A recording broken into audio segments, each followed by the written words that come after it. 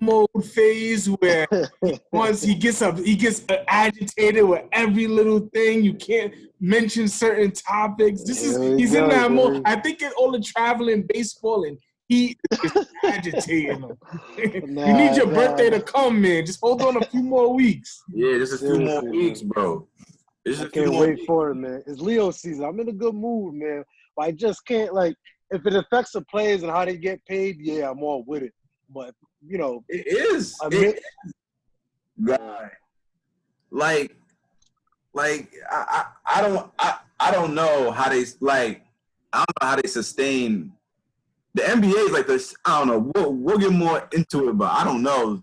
A lot of these other leagues are in trouble. Yeah, we'll get into it. You see, I wore the Marlins hat. Yeah, I know. Cause you've been around so many people. You've been around so many people. You ain't been social distancing. You probably. I have, man. I got my own tent. Got my own cooler. Got my own ice buckets. You know what I mean? Got my little fan spritzer. It's been hot. Yo, if you guys see how black I am, like, I got the headlight and I got a lamp on just so you can see me right now. I'm that black, man. I swear to God, I had to work on the lighting, man. It was crazy. I didn't know I can get this black, but I don't know. Then I took a shower. When the water hit my face, I'm like, ooh, this is what do they call it? Sunburn or something like that? It's crazy, man. But having good times, man. How's y'all day, man? I've been on Zoom all day. I'm damn near sick of Zoom, man. For real, man. I can't take it no more. On these meetings now, I just hide my face, man. I be up and about, AirPods on. I hear Kazeem, what you think? Then I come in. I'm so quick with it. Woo! This is why you do your homework before you go into these meetings, man. A lot of these people don't even know what the hell they're talking about, man. You just said that last week. We're not making no progress. The Google Docs, you didn't update it. You know what I mean? But it is what it is, man. I put a poll out about, I can't lie, you're in the minority. No one wants their kids to go to school, man. They don't feel safe about it. I won't say they don't want them to go to school, you know what I mean? It's a tough situation, man. Tough situation. It's gonna be interesting. I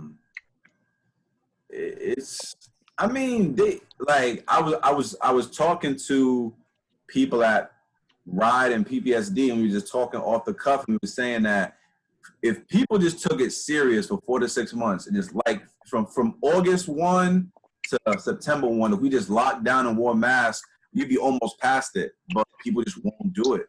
Yeah, I'll never get it. Like, what's the issue with the mask? People yo, the crazy thing is today, like, I was just thinking about it like minutes before we jumped on. People are saying, when it's so crazy, saying protests and like violence aren't gonna solve anything. But people in Walmart and Target aren't requiring masks no more because they're in fear of like their employees. So it's like the people who are against the mask, their protests of like, violent tactics work. They don't gotta wear the mask no more. Right. That's a great point, man. Well, if you think about it, the only places that enjoyed any real substantial change during the Black Lives Matter protests were the violent cities. Like, I feel like that's the only thing that, people say it's the only thing white people understand. Nah, bro, it's the only thing people understand is violence. Right. Every revolution, every takeover, every coup d'etat, everything comes through violence. Like, you look at how Haiti got their independence, it was violence. You know what I'm saying? Like, it takes violence, and I think for Zeem not to get jumped no more, it had to be violent. That's what I'm saying. The country's independence is based off of violence. So. Exactly. America's based on violence. You know what I'm saying? Like, keeping it. So it's just interesting, like what certain things that they try to tell you, like you should only be able to protest this way, and everything else, there's no issue when they fighting with the mask to not wear the mask, but when somebody's fighting for equality, we're what's that going to solve if you're violent? Exactly. Funny how it goes. A lot. Yo, speaking of violent protests, are you guys taking notice of all these new protests popping up? Specifically in the Pacific Northwest, we got Seattle, we got Portland, and it's starting to spread outward. And it's still under the guise of Black Lives Matter, but it doesn't. I don't know. I don't see too many black people out there, but it's getting wild. And they said that they felt that it was like cresting, but Trump sent those undercover secret agents into Portland and Seattle, and that made people go even more crazy. And then recently, I think it was yesterday or the day before, but there was an unmarked car in Providence that people thought was secret police, and protesters starting attacking it. What is going on, man? 2020 is nuts. Yeah, it's nuts, and I just feel like I'll keep reiterating this. It all comes from leadership. It's just like it's whack, man, and like a lot of people just aren't waking up and seeing like how bad it is to have this guy in office. Like so gun ho about something along the lines of this is America. Like you can't force people to wear masks and you're going to close the economy and you're not, and how wrong it is to tell people they got to stay home and they can't work. But then all in all, you want to, when it comes to saving someone's life, and it may take away certain dollars from the economy or it may slow stuff up, but in term, it's going to help save a lot of lives. He's so against that.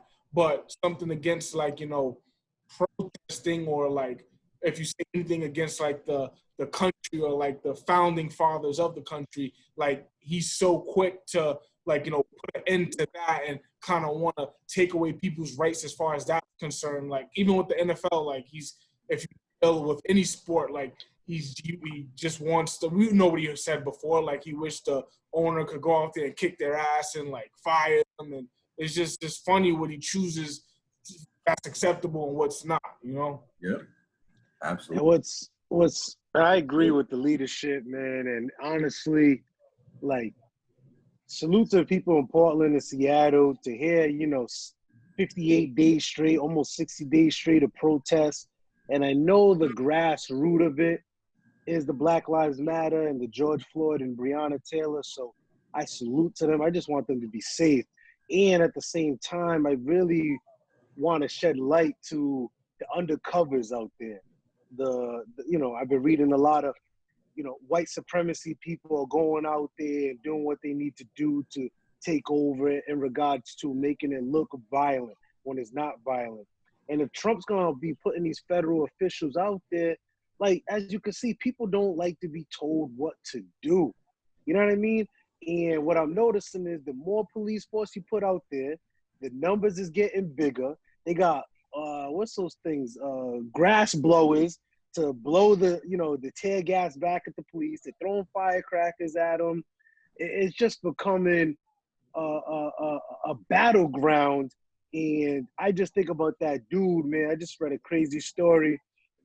The white individual who was engaged or married to the paralyzed black woman in Houston, Texas, and one of those unmarked vans, just like we've seen in Providence, speed through the protest crowd, and then next it shot this dude and he killed him. You know what I'm saying? So people are really dying out here, and it's unfortunate. But like I said, their justification to it is, they're trying to mess up federal monuments, the courthouse in Portland, whatever the case may be. And that's just a nonsense excuse. And at this point, we can't say it's a Republican and Democrat thing. At this point, it's either right or wrong, because at the end of the day, the mayor of Portland, she is a Democrat. And she, to what I read, alluded that she wanted this help, and then now she regrets asking for this help. And now it's penetrating in Chicago. We're still dealing with, Kentucky, where Breonna Taylor was killed. So I don't know, man. Like, I'm watching it, and it does look like some Call of Duty to action. So I'm just thinking about the people who are there for the right reason, trying to get justice. And shout out to all the allies. You know what I'm saying? And what I mean by allies is you know, white, black, Spanish, red, you know, blue, whatever you identify as, they're out there marching for equal rights, and you gotta respect it. You know what I mean? You gotta respect it. And at the end of the day, I'm glad they're not letting up. I see people are getting hit with federal crimes when they get arrested, but you know, to each their own, man. So, in a way, I wish I could do more in my little pocket that I have, man. I feel like I'm not doing enough now. You know what I'm saying? Like, and that's just me on a personal level. So I'm trying my best to try to think of something, man. I ain't the richest guy. I ain't Kyrie Irving that can give out 1.5 M, man. But if there's anything I can do to help, this is it. This is a platform just to shed light on it. That Give you you got my Virgil. support. And give two Virgils. Well, nah, you spit some real stuff a couple of weeks ago. If you believe in the cause, you know what I mean, donate to it, you know, research it, make sure it's going to the right spots. And that's what I'm finna to do. You know what I mean? When I get my check this Friday. Now, yo, I be giving the Collins, I give the Colin Kaepernick thing once a month. It comes out my account. Right. I need to do something like that. You know, it's just my, you know what I'm saying? It's just my half of Virgil. Oh, Virgil, I don't know. Virgil, Virgil's 50. Two Virgils is 100. Yeah, man, it's just my Virgil. Two Virgils. It's just my Virgil. Josh, from your experience, like from what you read up, what is the continuing of the Portland, Oregon thing in your point of view? Yo, honestly, like this is white on white crime, bro. Like this is two different factions of white people who believe different things, and Trump and the Republicans, like, you know, they wanna keep law and order. They wanna flex their muscles. And the thing is like, it's easy to do that when you're dealing with marginalized communities, black people, brown people, Asian people, Southeast Asian. But it's not so easy. It's more like you have to approach it with a little bit more delicacy when you're dealing with white people. Because, like, yo, Portland and Seattle are very liberal, very Democrat areas, but they're very white. And, I mean, they have money. You know, those are affluent areas, and they're not going to be told what to do, where to go, and how to do it. And Trump had, like, Sean made a great point when we talk about leadership. Trump has created such a leadership vacuum that the country is really just out of control, bro. Like, we're going to, in the next topic, we'll get more into it, but the fact that we have a pandemic, we have a leader who's not leading us, and he has little pockets of the country where he's controlling the governor, the certain mayors. We're in a tough spot. We say it all the time. We are living through one of the craziest times in American history.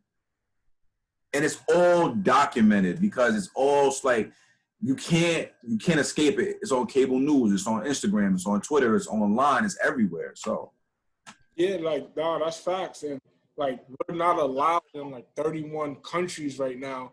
And that's crazy to even think. Like, usually, like, America, you're good everywhere. You know what I'm saying?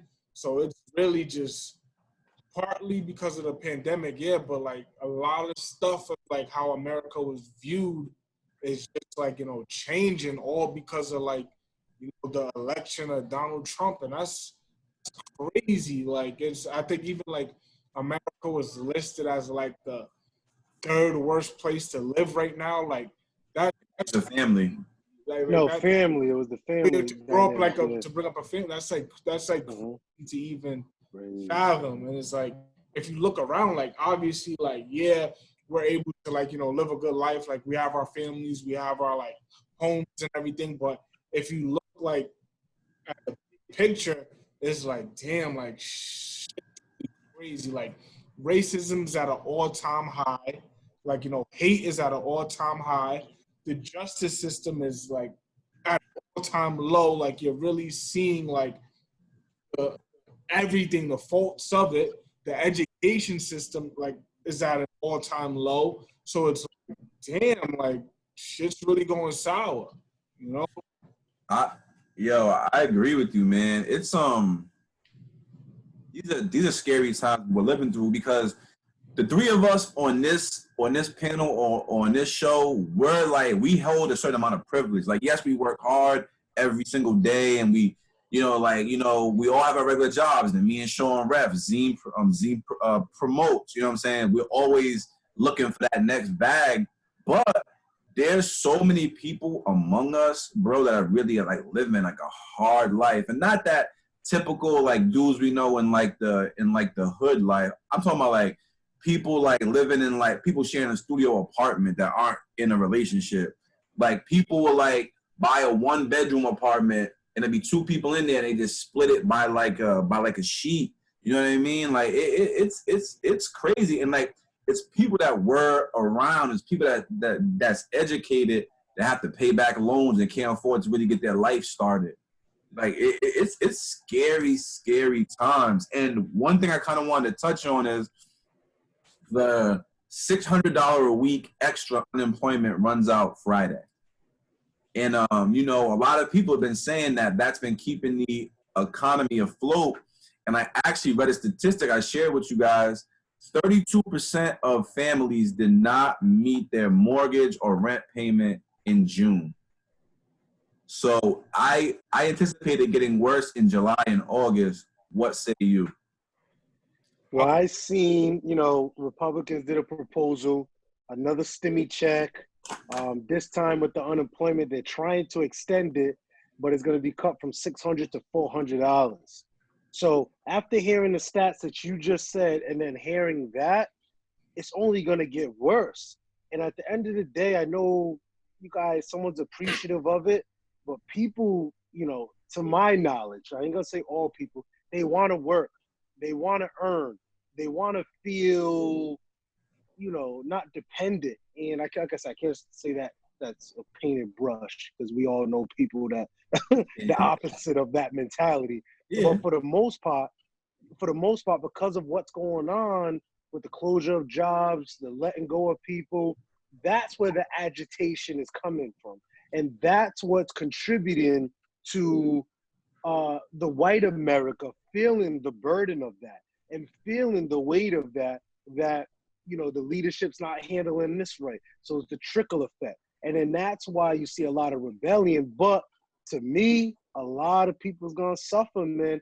And especially when you have limitations on what you can do, how many you can do, how many employees, it's just only going to get worse. And I said this from the beginning.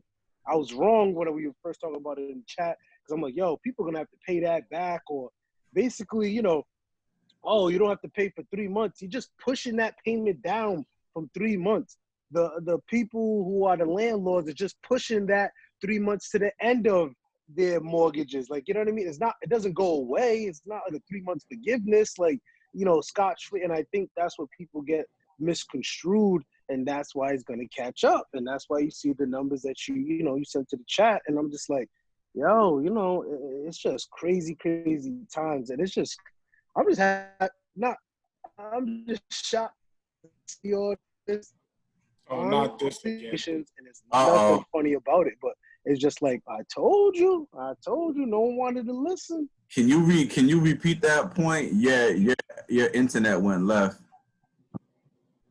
I said, this is something that I really thought was going to happen a long, long time ago. You know what I'm saying? Where people was relying on those stimulus checks and it was like fool's gold. You know what I mean? They relied on it. They got it. As soon as they got it, they spent it. All you seen was the azules. You seen the lobsters and the crabs and the seafood. You seen new hookahs for the house, and they wasn't spending it right. And those 3 months that people was getting those unemployments and the deferred payments, it's not that they go away. They just go to the end of whatever you got transpiring. You know what I'm saying? And that's what people messed up on. Yeah, no, I agree.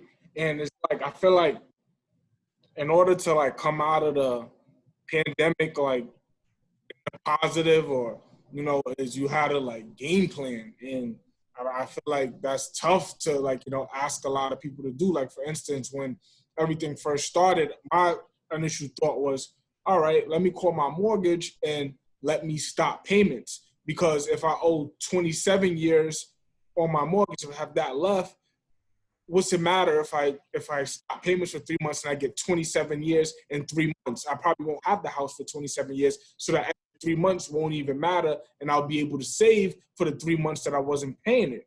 But mortgage places are smart. They're like, no, no, no. What we're gonna do is, you can defer your payment for X, Y, and Z amount of time, but as soon as that, it's called the forbearance. As soon as that forbearance is up, everything that you miss, you have to pay all at once on top of, like, whatever's due that month. So it's like, if you're not smart with money, if you're not managing money, and you can't come up with $5,000, it's like your credit's done.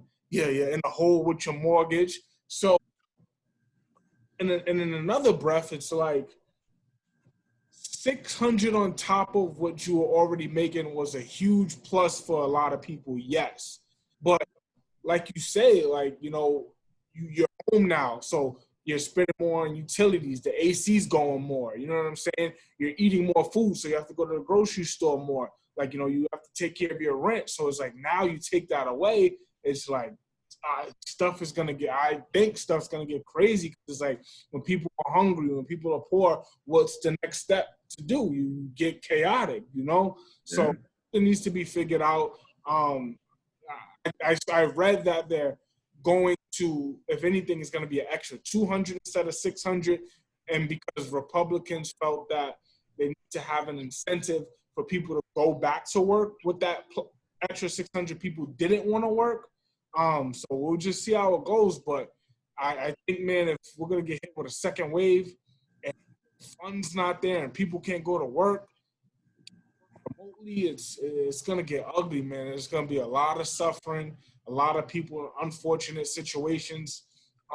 It's like, I think 100,000 people in Rhode Island itself was prepared to lose that extra 600 when July 31st.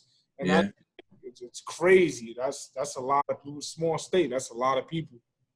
Yeah, like, so just me, just listening to you guys and thinking. So I'm gonna approach it from like a different angle. Like, I once heard Rahm Emanuel, who was Barack Obama's chief of staff, when they were talking about the mortgage crisis, he said, never waste a good crisis. So basically, what's happened is, we like are so desensitized to it, but like, we're hearing about all these billionaires who are like making such and such more than they ever made before. Like Jeff Bezos, the dude that owns the Clippers now is worth $70 billion. Stephen Ballmer, all the usual suspects have gained during this pandemic. Like, it's very few billionaires who like lost their ass. So basically, what we're seeing is what they call a giant transfer of wealth. So we're going to have people who are middle class, low middle class, and poor, who are going to have to scrape things together just to survive, while the rich ruling class is just increasing their wealth. And I mean, the thing that made America great, for lack of a better term, was that there was a big middle class. You know what I'm saying? Like, that's what made America great. Like, I mean, you're always gonna have your people who are super rich, but as long as you have a large middle class, people that can buy homes, buy cars, send their kids to college, you're good. But the middle class is shrinking in America, and it's gonna get to the point where we're low key like a third world country, where you have people who are just super rich, super up, and a large percentage of people who are just poor. And the 2009 mortgage crisis is even pushing it further. So that's my great fear, is that we're creating a permanent underclass. And then look at all the people who are our age, who have college loans. You know what I'm saying?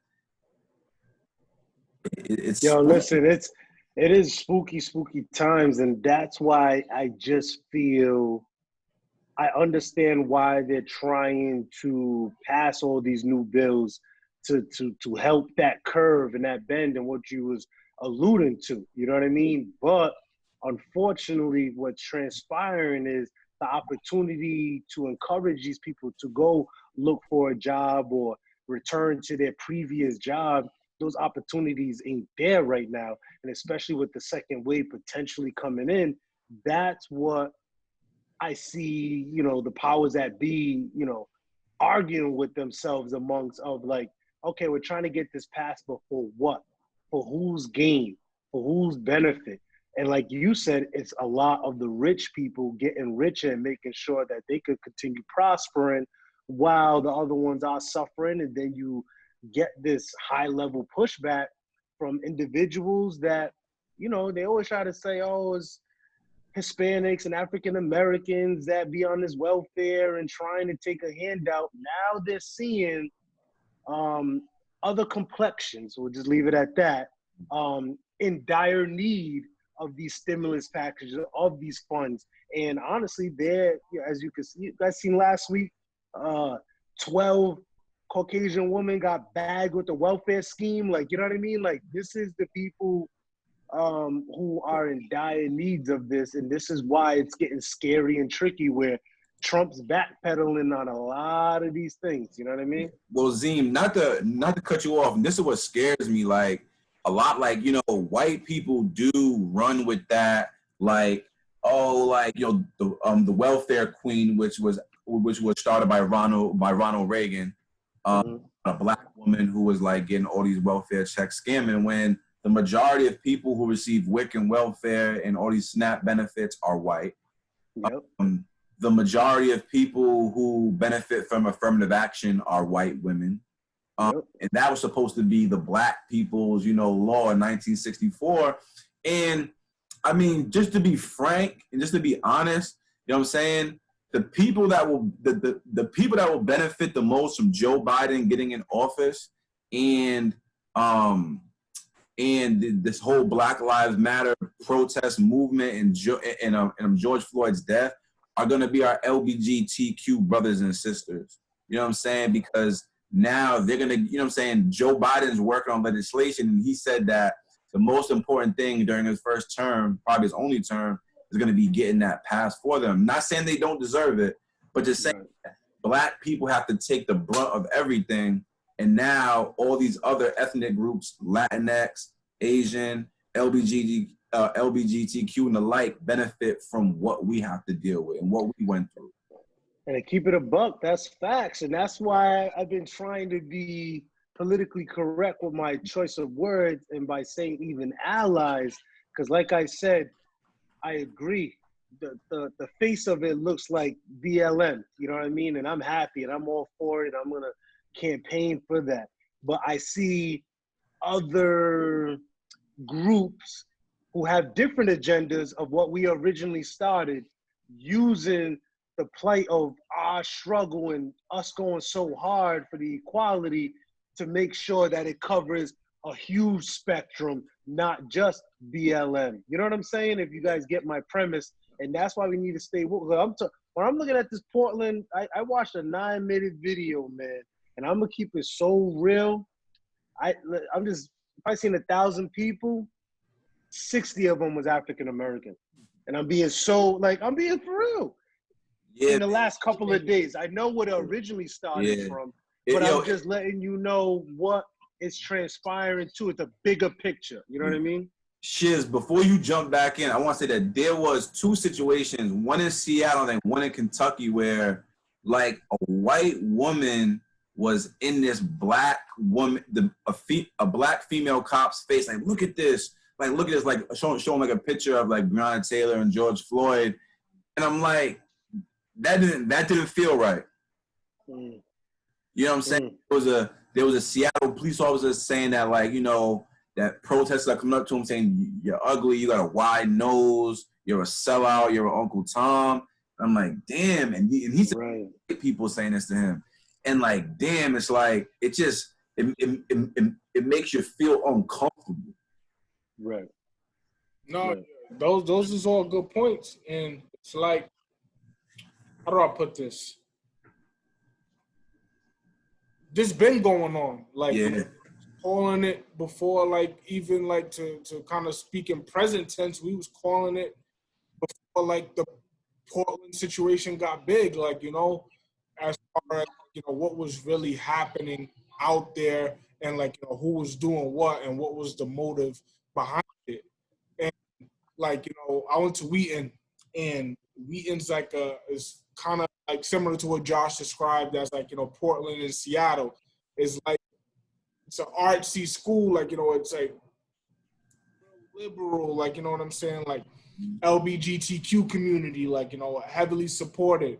And I'll say this, when that specific group want something and is for something, you see the difference, like, you know, because they are also white and they are also wealthy, how they're able to, like, shake it up, and it's like to the point like, you're gonna hear me and we're gonna get this change. You know what I'm saying? It's cool because they have, like, you know, the resources and, like, you know, the ammunition to say, like, to be able to combat certain things, you know. So the Portland matter, like, you know, it's very serious. Like, you know, it's something not to be taken lightly, and it's just gonna be crazy to see how it develops. Yeah, Absolutely. man. It's gonna be. It's a long summer, man. So it's gonna be a long summer and fall. Yeah. I mean, it's tough because, like, us as Black men, like, we want everybody to be just, like, equal. We just want everybody to be good, whether you Black, whether you Latinx, whether you Asian, whether you white, whether you gay, whether you straight, whether you're trans, whatever. Like, we just want everybody to be good. And it's just so crazy how the white supremacy and patriarchal system just keeps all those marginalized groups just, like, begging for table scraps. So now we turn on each other, and Black people are angry with Spanish people, and Spanish people are angry at Black people, and on and so forth, man. It's just crazy how it all wraps back around, and, you know, it's just unfortunate, but, you know, like we've been saying, you know, the protests have been just as much about George Floyd as it's been about the fact that it's COVID. There's 45 million people unemployed. People are hurt. People are starving. People have nothing to do. So now it's like, now I'm gonna protest. Now I'm gonna, go down there and let my voice be heard. And to be honest with you, you're more motivated because us we're so blessed. We're working from home. We're making a good salary, and it's like, damn, like yeah, like I'm in this privileged position, but people are hurting. We went down to a few protests too, so I don't know. Yeah, man, listen, I'm just, at the end of the day, I am just appreciative of we having these conversations. They're not stopping. They're continuing to stop. The media is forced to talk about it. They're forced to speak on it. And, in every segment, I still hear because of George Floyd and Breonna Taylor. So at the end of the day, I'm appreciative of those names still being the focal point, those equality and rights being the focal point. All these little small victories that we're getting, you know what I mean? I don't take them for granted. Like, I know people just a statue. What does that really mean? Well, that statue represented X, Y, and Z, and a pocket of people felt some certain type of way about it is down. I'll take those little small victories, like what they have, the two monuments in Chicago of Christopher Columbus, the Washington Redskins switching over to the Washington football team, as dumb as that sounds. It's small little victories and pockets of just treat people equal. We're not trying to say we're better or what. We just want to be on the same level field. And look how you guys act when the government says you got a curfew or put on a mask. Let's imagine what African Americans are dealing with for centuries. You know what I mean? Like, you dealing with it for 2-3 months. We was dealing with it for years and years on end. And I hope people grasp that when you're just thinking about this in a macro perspective, That's valid. Yo, before I move us to sports real quick, man, Doc just said something to the group chat. Shout out to my man Oso, man, out here enterprising. That's big, man. Bleacher Report. Yo, that's tough. Yeah, man. And then, yo, for those of you that, like, if you ever meet Oso, like, humblest, funniest dude, like, Facts. If you know anything about basketball, like, that's one thing I say about Oso, man. he'll take time because his brother right now is going to be a sophomore, and he cares about his brother's development. He'll ask you, like, what do you think his brother needs to do? What does he need to do? Like, he's just always in a good spirit, always laughing. So, man, I just hope also gets. Yo, real quick, because, you know, I'm doing my podcast from my phone. What was the link you sent, man? Explain It it was to a the Bleacher people. Report link. They, like, shouted them out, like, everybody, all the athletes wearing his, like, gear and said, basically, introduction, like, meet Oso and, like, telling them about the line. Wow. And listen, just like Dot reiterated, one of the coolest down-to-earth persons you ever meet. And that's somebody who took an opportunity, seized the opportunity, marketed, and just treated people with respect and just he flipped it, man. Shout out to Oso, man. Load management, we support you, all right?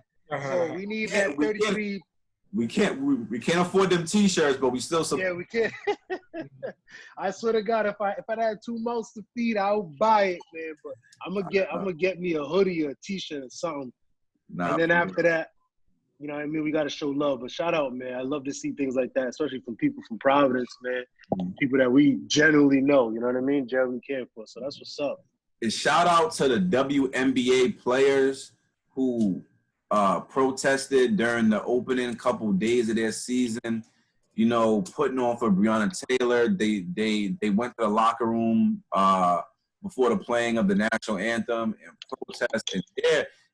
They don't care, bro. They're with the shits. Even one of their owners is trying to get them to stop, and they're like, nah, yo, like you gotta go. Yo, I was watching that. Yo, go ahead, Dom. Funny, like, what I realized, women basketball players are like, they're so unified. You know, they do like everything together. Like, if one person feels one way, they all ride. And I don't know about I played basketball, so I know more about the women's side. I don't know how the other sports are, but I always know, man, girls' teams are always in, like, you know, unisex with anything they do, man. Facts, especially with that Della Donna situation. Yeah. Nah, we ain't with it. And they changed it right away. And I was watching that, and I was just like, man, this is special, man. At the end of the day, they know who they are. They're confident what they are.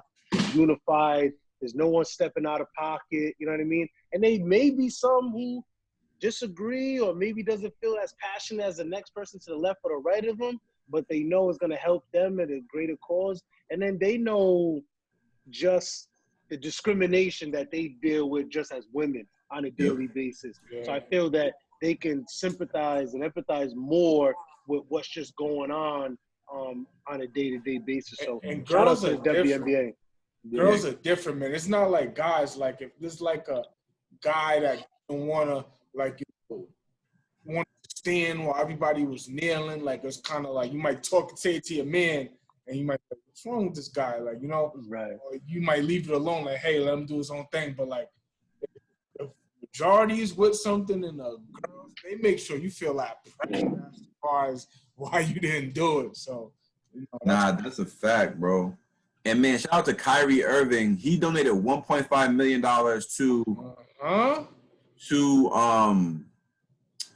to make sure that any WNBA player that wanted to sit out could. That's mouth is? Huh? Money where mouth is? Money where the mouth I gotta respect it. I gotta respect it. Perk. Oh, Perk. Yo, Perkins gonna get jumped, bro. Nah, Perkins, I got my money on Perk, man. You guys got. Do you know? Lou Will got the chases. O'Malley or Perk? Who you got? Nah, I gotta go with O'Malley on that one. No, Lou got the chases with him. Yo, listen, when Lou Will said that, he's the type of dude you can tell got like 100 guys that'll shoot somebody for him. Man, like, all right, bro. Like, all right. He I don't know if y'all seen his tweet to Montrez. He like hashtag little fella. Yeah. Who did that? Lou Will, like to like make a mockery of what Perk said to him. Yeah. My thing is, I know Perk can be wild and out of pocket. I just know what his end game is and it's working for him, if that makes sense. That's my biggest thing. I'm not agreeing with everything he's saying, but I know what position he's trying to do for himself 5, 10 years from now in the game of basketball and analysts and commentary, and it's working. You guys got to give him that. He tweeted out today, because Magic Johnson like said to Scottie Pippen and I forget who else, like, yo, you guys are making Perk a star. And he was like, man, like that humbled me, like to hear Magic like acknowledge him as a star. And honestly, I get it too. Like, I'm not happy with some of the stuff Perk do, but I get it. He's trying to like align himself because Charles Barkley's like a Emmy winner on that TNT show. Yeah. Trying to like, you know, go that lane with it, you know, that funny and at the same time controversial and have knowledge of the game. Right. I feel like Draymond's trying to step into that role already. Well, he gotta wait because he only goes as long as LeBron says he can go. He's clutch sports, you know what I mean? So just know that LeBron is puppeteering Draymond's career right there. So just we'll wait and see, you know what I mean? But I think Draymond got another 5 years left and playing, yeah. You know, playing. So Shannon Sharpe said it. He said, I think he went back to the Broncos and he said, whoever the coach was at that time was like, hey, I want you to come back another year. But CBS hit him and was like, you know what? These are opportunities you just can never turn down, if that makes sense. You know what I mean? So Draymond might miss that window, but I do agree Draymond would do an amazing job filling that TNT role and whatever, you know, role that they want him in. Yeah, Wade is boring. But yo, so boring. Speaking of Lou Will, so Lou Will, you know, went to of one of his best friend's dad. So one of his best friend's father passed away. But on the funeral, you know, he stopped into one of Atlanta's finest adult cabarets, Magic City, legendary Strippy, to get some wings that are ironically named after him. And rapper Jack Harlow, you know, posted up a picture of them and quickly deleted it. That got Lou Will in some hot water. Right now, Lou Will under a 10-day quarantine. How do you guys feel about his behavior? I'm disappointed in Lou Willville, man, and that was my guy, man. But I'll say this. He went to, it's in, I don't know how many funerals you guys have been to before, but it's in the Black culture. When you go to a funeral, there's always like a celebration after, whether it's at a hall, whether it's at a restaurant. So I get that aspect of it, but Lou Will has to understand what's at stake, and he also has to understand who he is. Like, you gotta go to that funeral, and I get it. Like, we can't tell no one how to grieve. We can't tell whether he should have won or not. That should never be in question. But I feel like he didn't need to attend the Magic City portion of it. He needed to go pay his respects. After he paid his respects, maybe give somebody money to cover the tab at Magic City for the dinner, or whatever the case may be. And shoot back to the quarantine, because now you leave it open for discussion for, like, you know, the people like Perk to make comments, like, you know, for other jokes to come in. And now you leave it up for, okay, was he really there just eating, or was he there for like entertainment? Was he partying? Like, we'll never know. And Lou Will may be telling the truth, but you left it up there for discussion. And not only that, you also put people at risk. Like, you know what I'm saying? Like, the NBA has done an amazing job with the bubble. I think 376 people were tested, and there was no positives. And you could have, like, people are asymptomatic. You don't know who in Magic City or what you could have touched that led to you being positive. You could have brought that back inside of the bubble. You know what I'm saying? So you put people at risk. It wasn't fair to your team, because it's like, damn, like, everybody's stuck in the bubble. Like, I'm sure they want to go out and do their thing. They want to just go get the food of their choice at their restaurant. And they can't do that because right now they're locked in on the goal, which is, like, you know, winning the championship. And it's like, I'm sure they'll get over it. I don't think this may hurt them seeding-wise, but I don't think they're going to hold it against Lou Will. And it's like, damn, we'll never be able to play the same again because, like, you know, he did this. So they'll get over it, but I just hope it doesn't with them losing certain games and already missing guys. I just hope it doesn't put them in a predicament where they're playing a team a certain round that they shouldn't have because of this situation.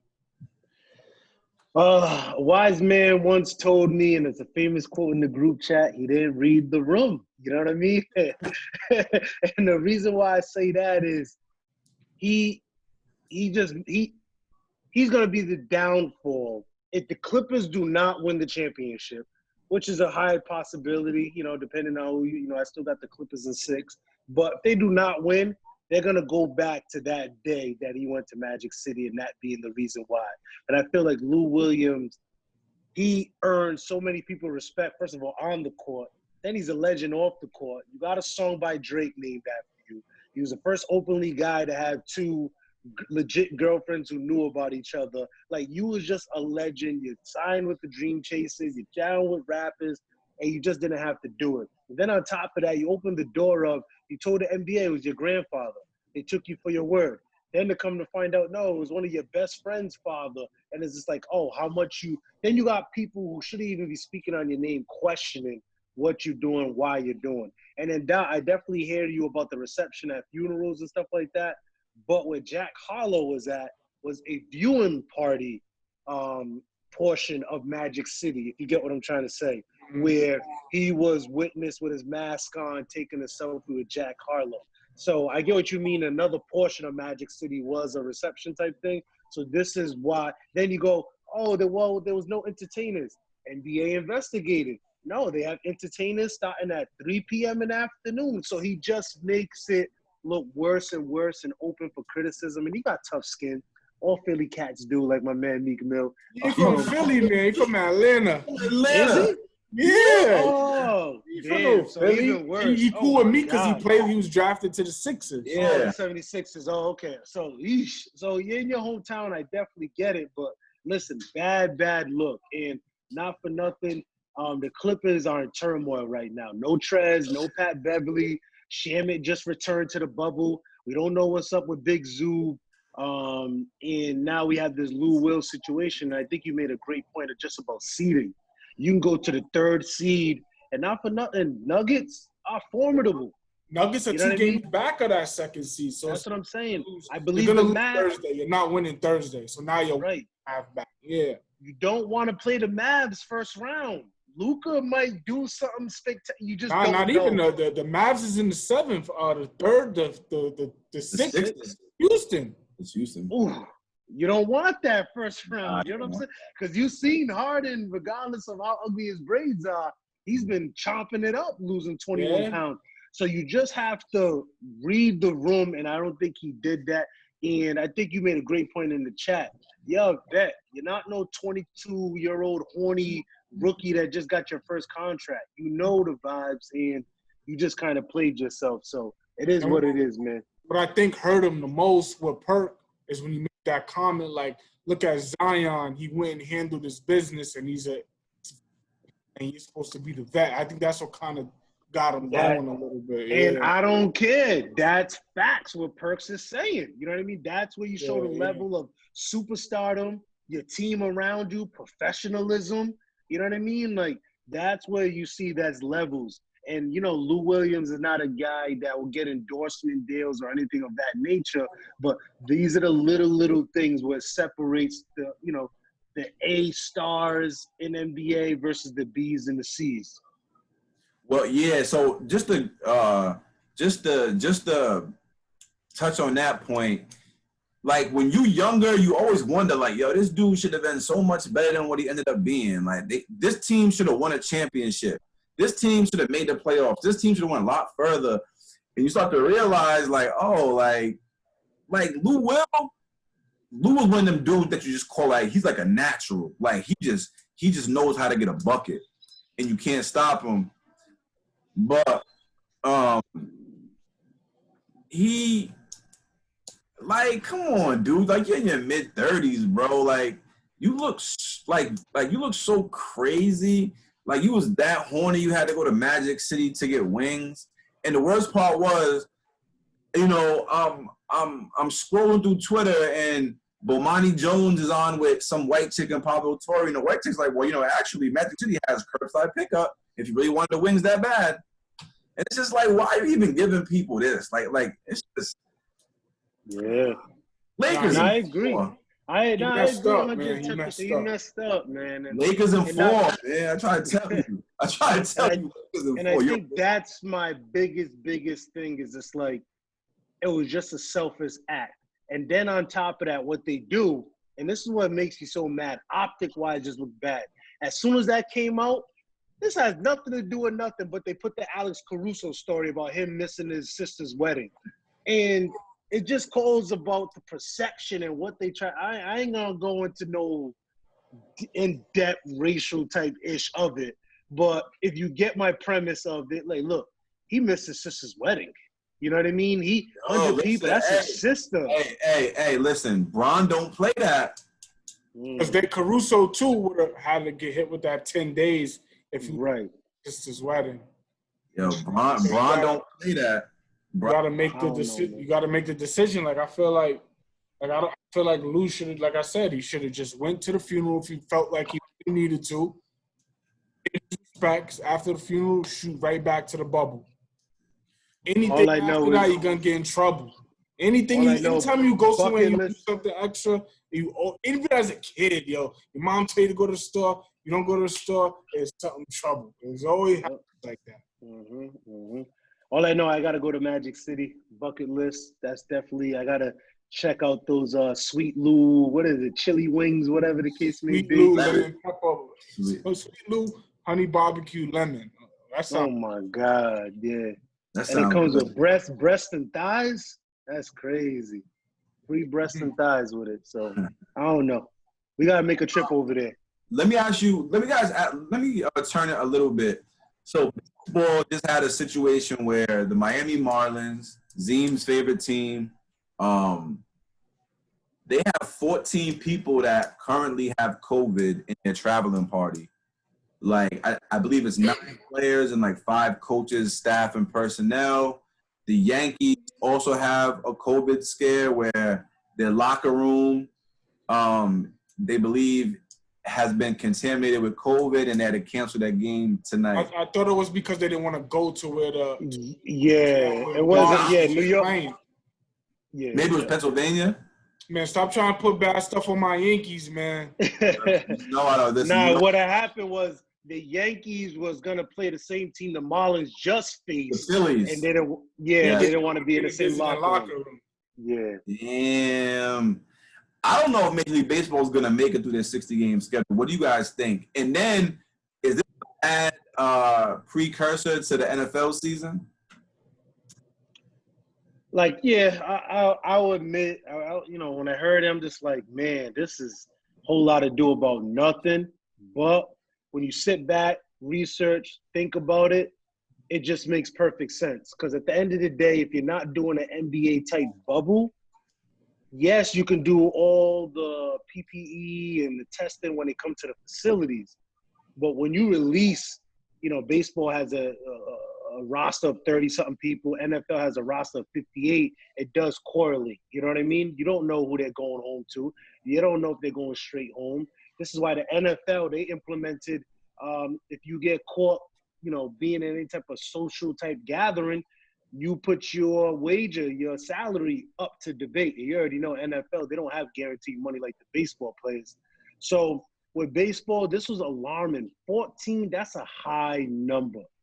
And at the end of the day, if you're thinking about quarantining these individuals, you're thinking about the schedule. As you can see, the trickle effect, how it affected the Yankees and their schedule.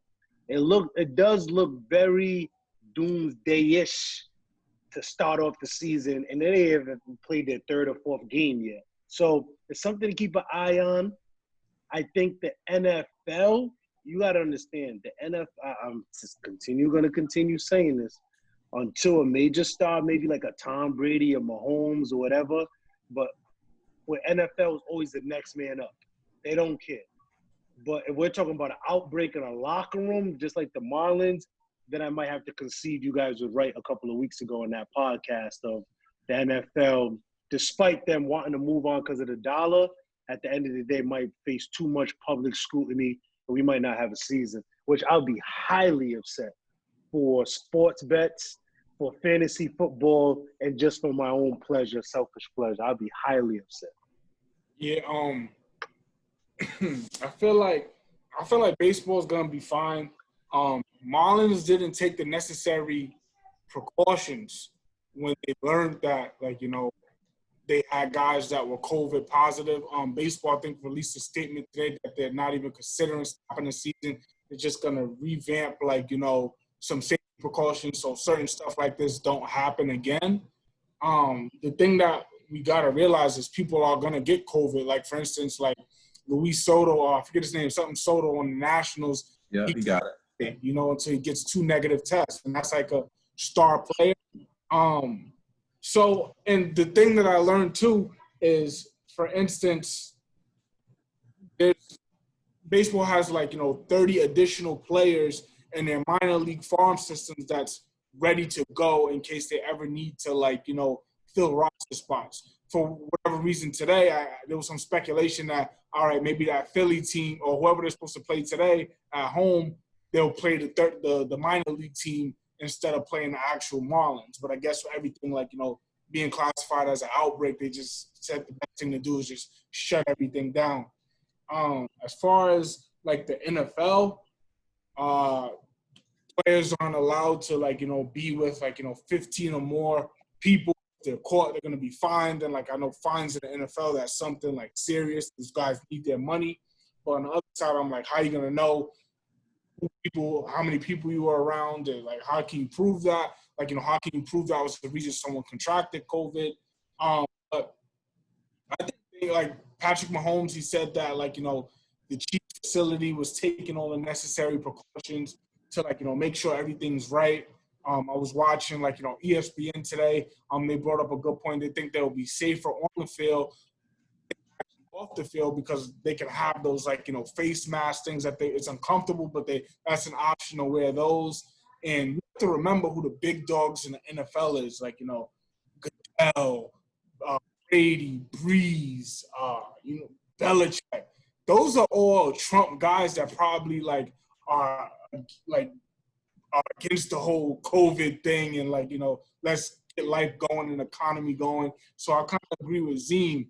Unless, like, it gets to a point where, like, someone got it where it's like the point of no return, Brady has COVID, like, they're gonna play. Like, you know, one thing I can see stopping it is if, like, we get, like, a Marlins situation with multiple teams where, like, the whole teams are, like, you know, getting infected and you're seeing more than 10 people testing positive.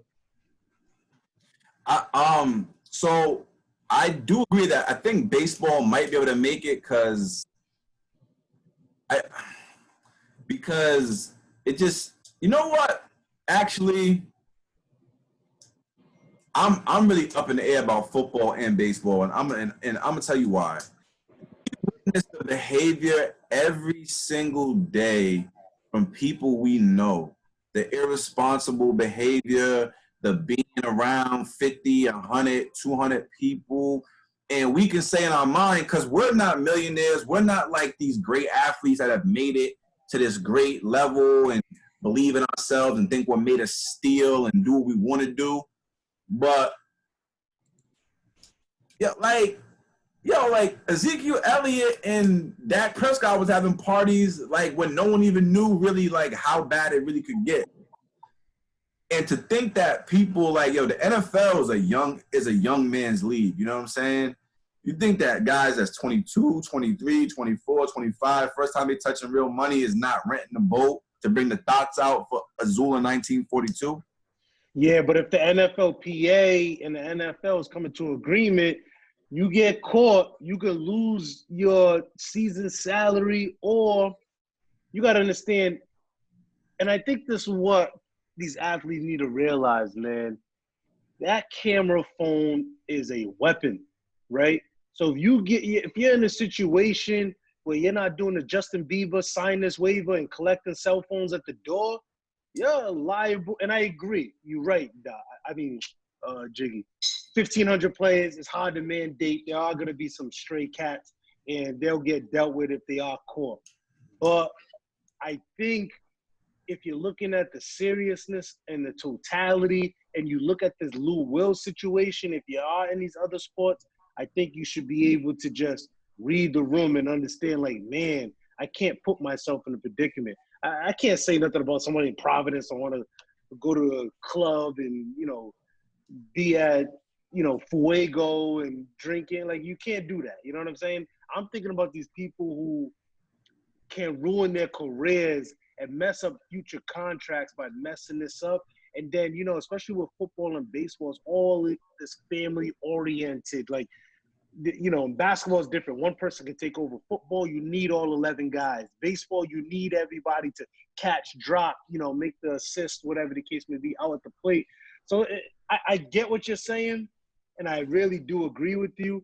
But when you hear Dot say this morning, baseball's like, we're moving on. Like, okay, good luck. We'll revamp the schedule. We'll do this. They don't care. They're going to continue moving on. Now, if this was the New York Yankees this happened to, boom, we got something. Bigger story. This is a Florida Marlins, even though I got their hat on. They're like, okay, they stink anyway. They wasn't going to make the playoffs anyway.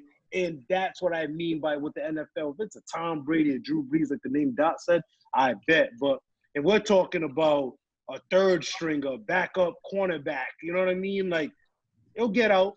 Okay, boo-hoo, bye. You know what I mean? And not for nothing, I feel like that too, like, even if they don't take COVID serious, TV does, the NFL does. And you ain't going to be able to have that party without somebody taking that picture and selling it for whatever money to a blog to make a story. And you don't want to be that person to get caught. You don't want to be Lou Will. Like, that's just not it's an unfortunate situation. And because of the fact that you're seeing everything happen now with, like, the Marlins and, like, Lou Will, and you went and you still did that after the fact of knowing all of that, and them putting in these rules, like, a month before, like, a few weeks before training camp starts, they're going to come down hard. Yeah, I agree. I don't think sometimes that the repercussion is worth it.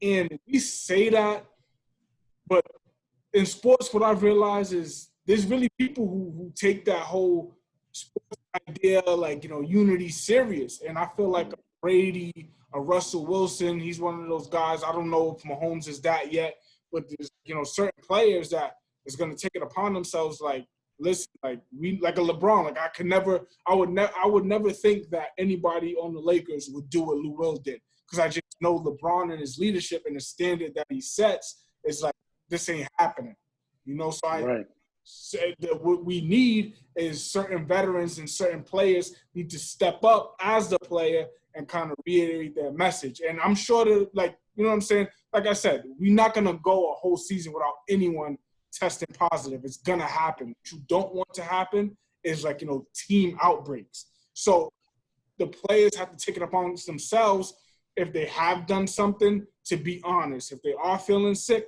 to be honest, So I you just have a party.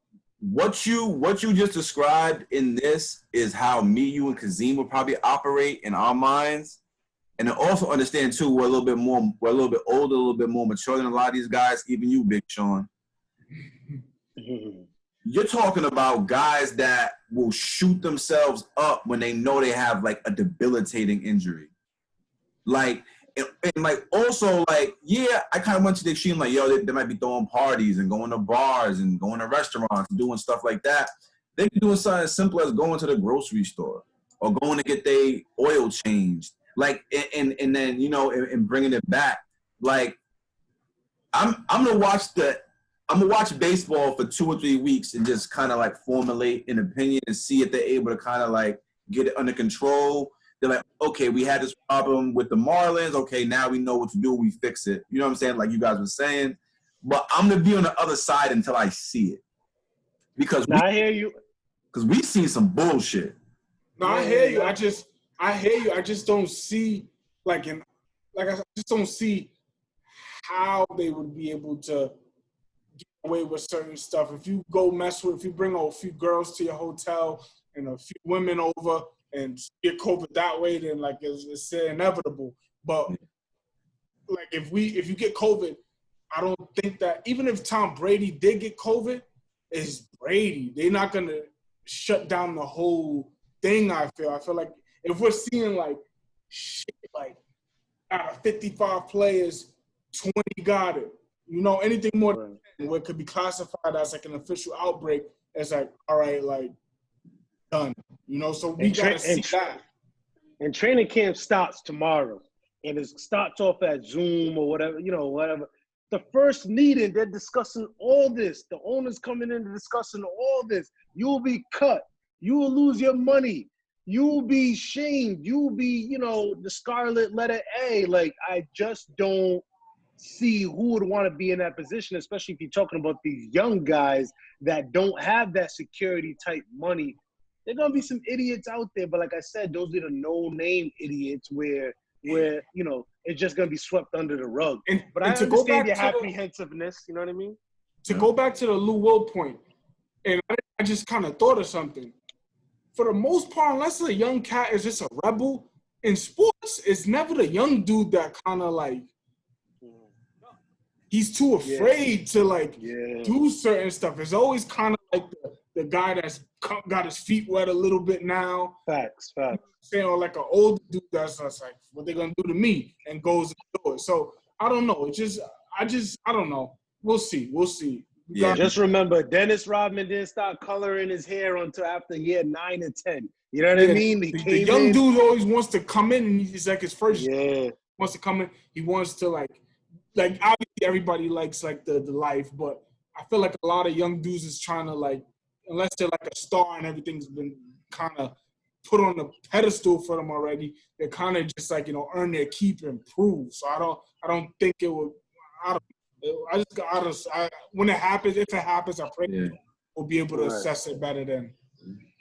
So I'm gonna move us to a completely different topic. I'm looking at Zeem's background. I'm seeing the Chris Brown versus Usher.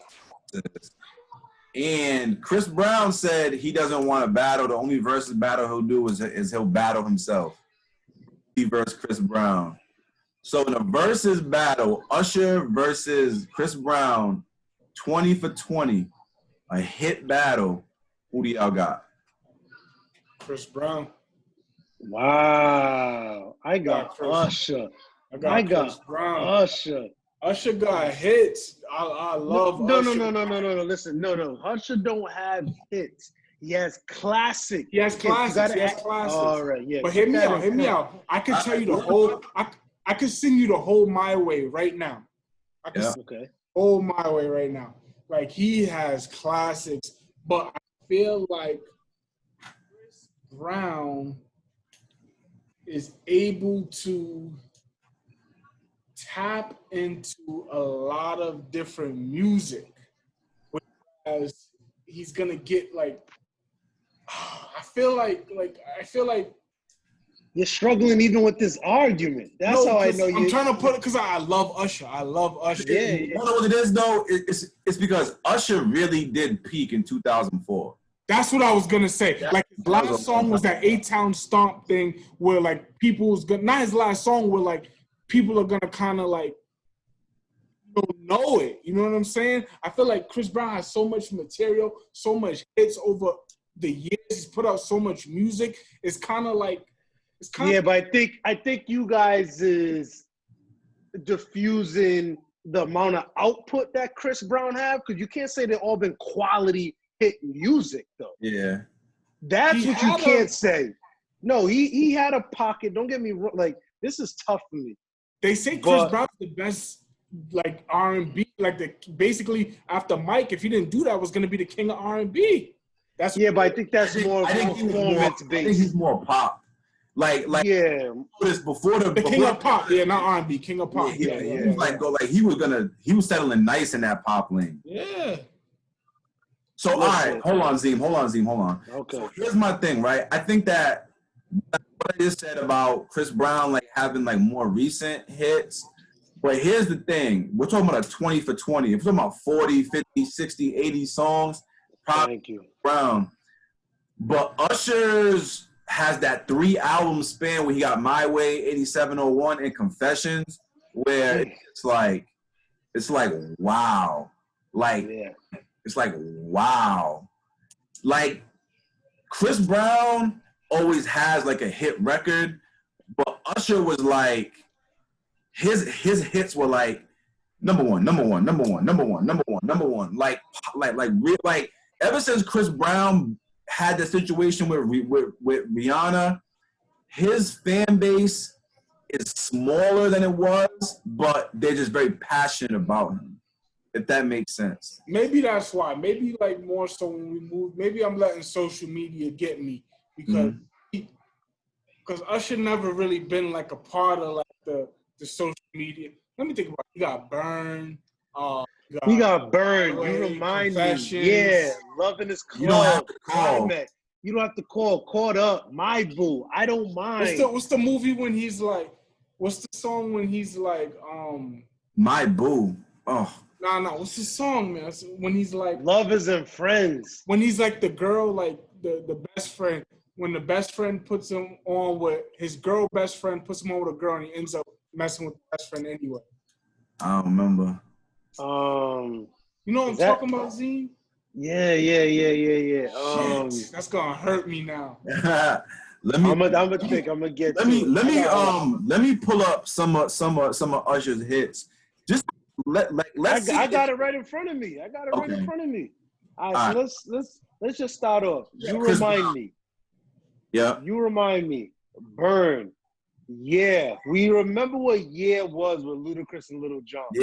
Yeah. All right. Loving His Club. Confessions Part 2. Nice and Slow. That's what you're talking about, Doc. Is that what you're talking about? Nice and Slow? Yeah. No, not nice. I'm gonna look. Keep going. I'm gonna look it up. Nice and Slow was the video that he had Russell Simmons' ex-wife in there. Okay, yeah. DJ Got Us Falling in Love. There Goes My Baby. Climax. You don't have to call. You make me wanna leave. Make me wanna. Yeah. That joint. Start a new religion. Yeah, I don't mind. Throwback. Think of the You. whole Confessions album is crazy. Yeah. He got even when he got. I might change that. He even got that. What's the song? Hey, Daddy. That joint. Yeah. You Got It Bad. You know what I mean? Like, and didn't he write The Boy Is Mine? Yeah. With I don't think Brandy. So. You sure? With Brandy and Thing? Usher don't write music. It says it right here on Wikipedia. He did. Oh, I thought they were just fighting over him. Wrong. I read it wrong. He didn't. Only reason he didn't go number one was because of The Boy Is Mine. The Boy Is Mine. Oh, okay. So my thing about it, Chris Brown, to me, I personally, like, I didn't turn my back on him during that whole Riri thing. What he did was despicable. No excuse, no nothing. I was just more disappointed in him. Is like because he was on a roller coaster to be the new MJ. Just what he does performance-wise, his thought process, and his music, his vision, his creativity is something that is unmatched. And he did go more of the pop lane. When I think R&B, Usher, R. Kelly, I don't know. I can't even think of anybody who I think of the Mount Rushmore of R&B. And what Usher did for a long period of time was immaculate. And that 3-album run was immaculate. And I can't even think of a album that I can be like, oh, this is Chris Brown's Confessions. This is his 87. Like, I'm trying to think of what album we can know what it is though. Chris, he has some really good albums, but he don't have like Confessions, one of the biggest albums ever in music. Yeah. 8701 in my way is going like 5 and 6 times platinum. You know, right. It's I just think that if they went longer than like 30 songs, Usher to get a little shallow. Mm-hmm. And I just think that I don't know, man. Like girls love that bad boy, man. I'm looking at his top 20 songs. Like, I take that back. He can't beat. He got Run It. Yeah. Like Kiss Kiss. I don't even remember what Kiss Kiss is. That's what T-Pain. Remember that? What they had Yeah, Yeah, Kiss, Okay, Kiss. that Yeah. kid. He Mhm. got That was, Forever. With You was a banger. No Air was a banger. Yeah. yeah. Now it's tough, but I don't think that beats anything Usher. Yo is a classic. Yo's a classic. Yeah, classic. Shorty Like Mine is tough, but I don't think it beats much. Nah. Mm-mm. Oil. These No guidance. No guidance. What do you think about that? Drake. That's Drake a might help him. But Say Goodbye is tough. like Drake's song though, almost, because Drake. Yeah, right. Yeah, he can't. My bad, fellas. He can't beat Deuces. Nah, I can't. he Like, just- not for nothing. If we're going like just even sex songs, like Nice and Slow is better than Take You Down. Yeah, he can't beat. He can't beat Usher. My bad. I was That's what I'm saying. Yeah, I it's think just that like Chris is that like in between where like now it's like he's like, yo, I'm just put like Usher, like the R. Kellys, the Neos, some of them other guys, like they were more so focused on like making that album. You had them 3 or 4 big singles, and then you know the people are gonna love your music so much that they're gonna know every song on your entire album. Yeah, he Right. gonna. And then like Usher just caught a crazy skyrocket with Confessions. Yeah, he gonna make Chris Brown throw a temper tantrum, start acting like he blood again. But he might need if R. Kelly ain't do that dumb shit, man. If R. Kelly wasn't a pedophile, he the only one I feel like that could probably go with Usher. no. Genuine could fight a little bit, but then the longevity would hurt him. So I Yeah. don't know. Yeah, Genuine versus Chris Brown would be nice. Yeah. Well, I got Chris Brown smoking Genuine. Oh you know what yeah, I mean? but I mean it'd still be nice because It'll be nice. The Yeah, singers yeah. was nice, man. Like we forget, like there's so many of them that era, like Carl Thomas, Joe, Brian McKnight. Like dudes was You know who I used to love, man? Yeah. Ray J, man. Ray J was that guy, man. I'm telling Ray you. was tough, man. It was tough. Yo, when Ray J was singing in that freaking rain, like people, like R&B ain't the same no more. Nah, it's not. It's not the same. It's Trey unfortunate, Songz man. came in and kind of changed it a little bit. But who? it started to change when Trey Songz got popular. Yeah. I feel Yeah. like R&B singers now, like there's almost no real like line. Like what's the difference between like an A Boogie and like an R&B singer? Yeah, Even like yo, I listened to some NBA YoungBoy songs because I was telling me to. He be crooning half the time. I mean, he's crooning about some wild shit. But then you turn on like an R&B record and they curse just as much as rappers curse. Yeah, Like it's not really who's that. even R&B right now? Anyway, Six Black. what is Oh that? yeah, it's Black. But the Alright, dudes got that's Black. nice is like kind of underground, like that Brent Fires, whatever. Yeah, Brent Fayez album is crazy. Yeah, he's good. Tiana Taylor had a good album. Yeah, Tory Lanez. Cali Uchis, Division.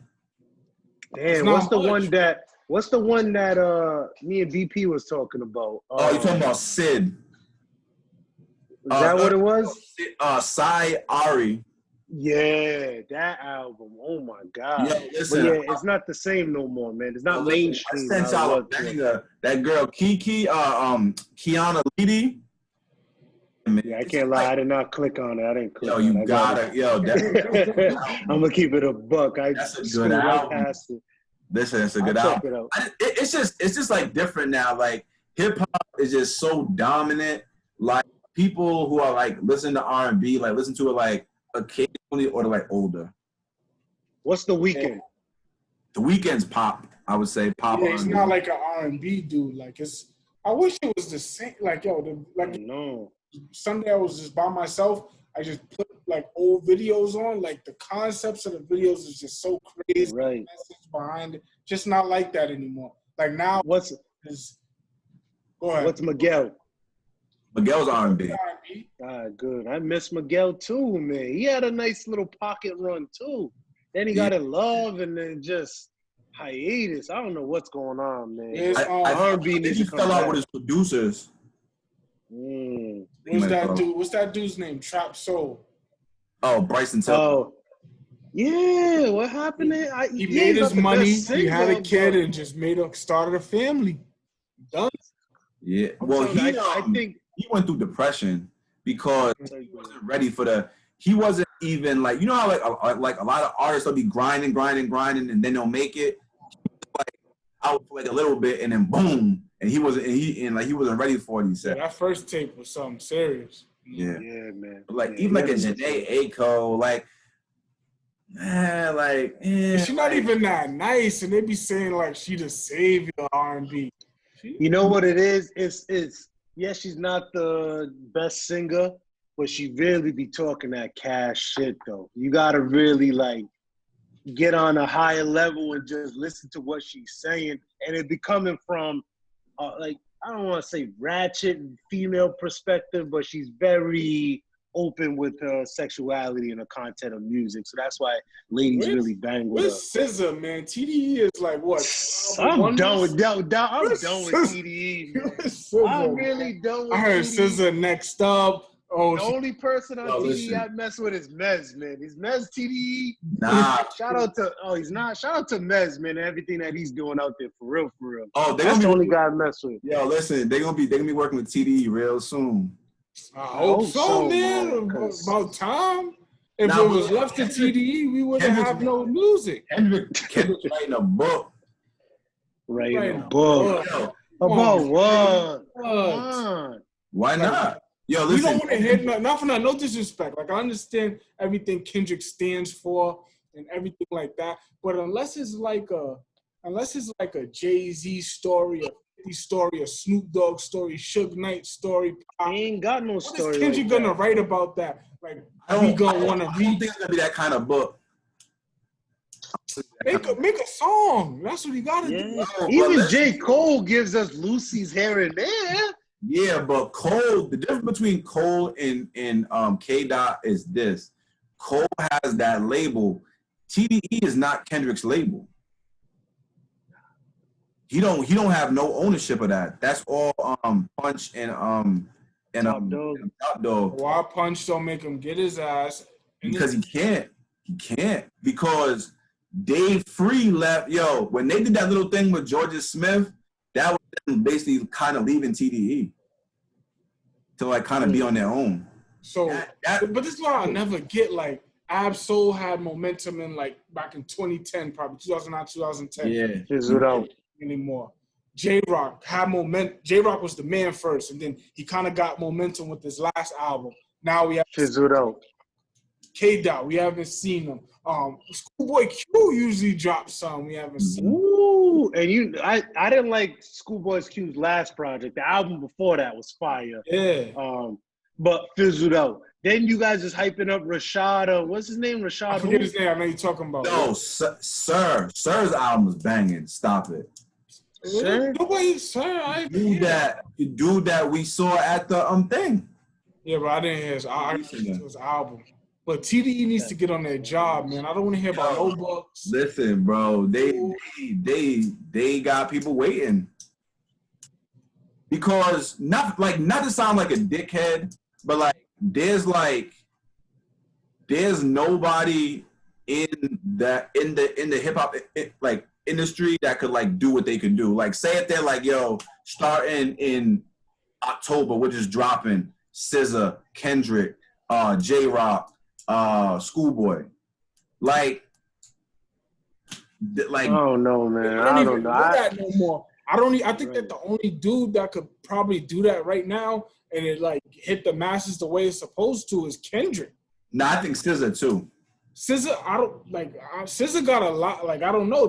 People cool up. People are expecting that sophomore slump, and then how she's prolonging it is looking like she's fearful. Yeah. Like she had a classic. I don't want to call it a classic, but she had a no. It's a classic. I'll give it to her. Album. So can she? Were like girls were like, "Yo, this is like our Bible."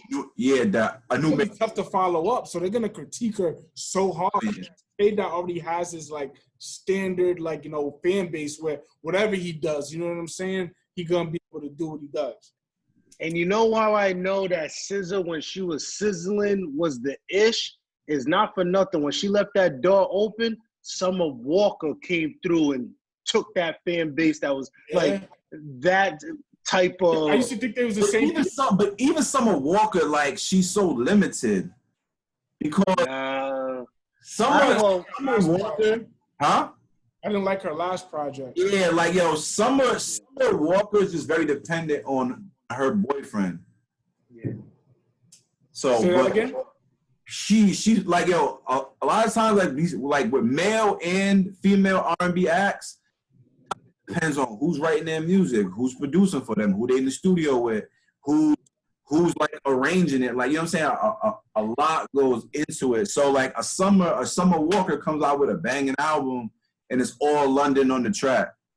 And not away from her because she's very talented, but when it comes to R&B, it's very important to have that production, that songwriting, all that behind you. Because Summer Walker's not gonna cross all the way over because she got taps on her face and shit. Like, come on. All right. So all three of us are in agreement. Usher's taking Chris Brown. Yes. Facts. Agreed. I think easy too, but that's another thing. Okay. Yeah. So we're gonna get to some of our ratchet, fun topics to end it off with. This is special request from Zeem Adidarian. Oh yeah. All right. I was like, wait, I get it now. So corny. What? Once again, Talk to me. Talk to us. I think not for nothing. Meek Mill found a lane and a pocket, and he actually wants to live there.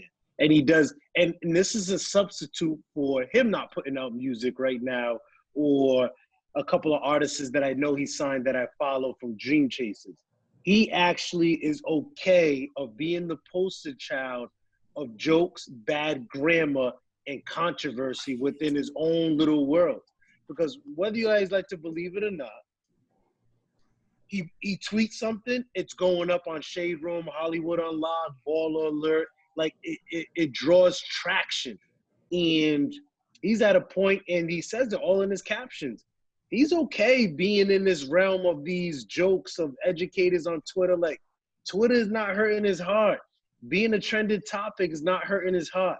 But I didn't like how he put Milano in that situation in the sense of having to speak on their relationship and what they're not. And I just thought it was bad timing after the study came, America is the third worst of raising a family. So it just looked like another statistic, black man impregnating a woman, not marrying her, raising a child. Well, Meek Mill is fine. That's why, I think you guys, I know you guys troll me and think it's like hurting my soul, but it really doesn't, because I know he's sure within itself. Like, you can't, once you take an L from Drake and sustain that whiplashing for 2.5 years, come out of that, drop a classic, get Grammy nominated, and then break up with one of the baddest Jones in the industry, Nicki Minaj, go through the whole, what's her group called?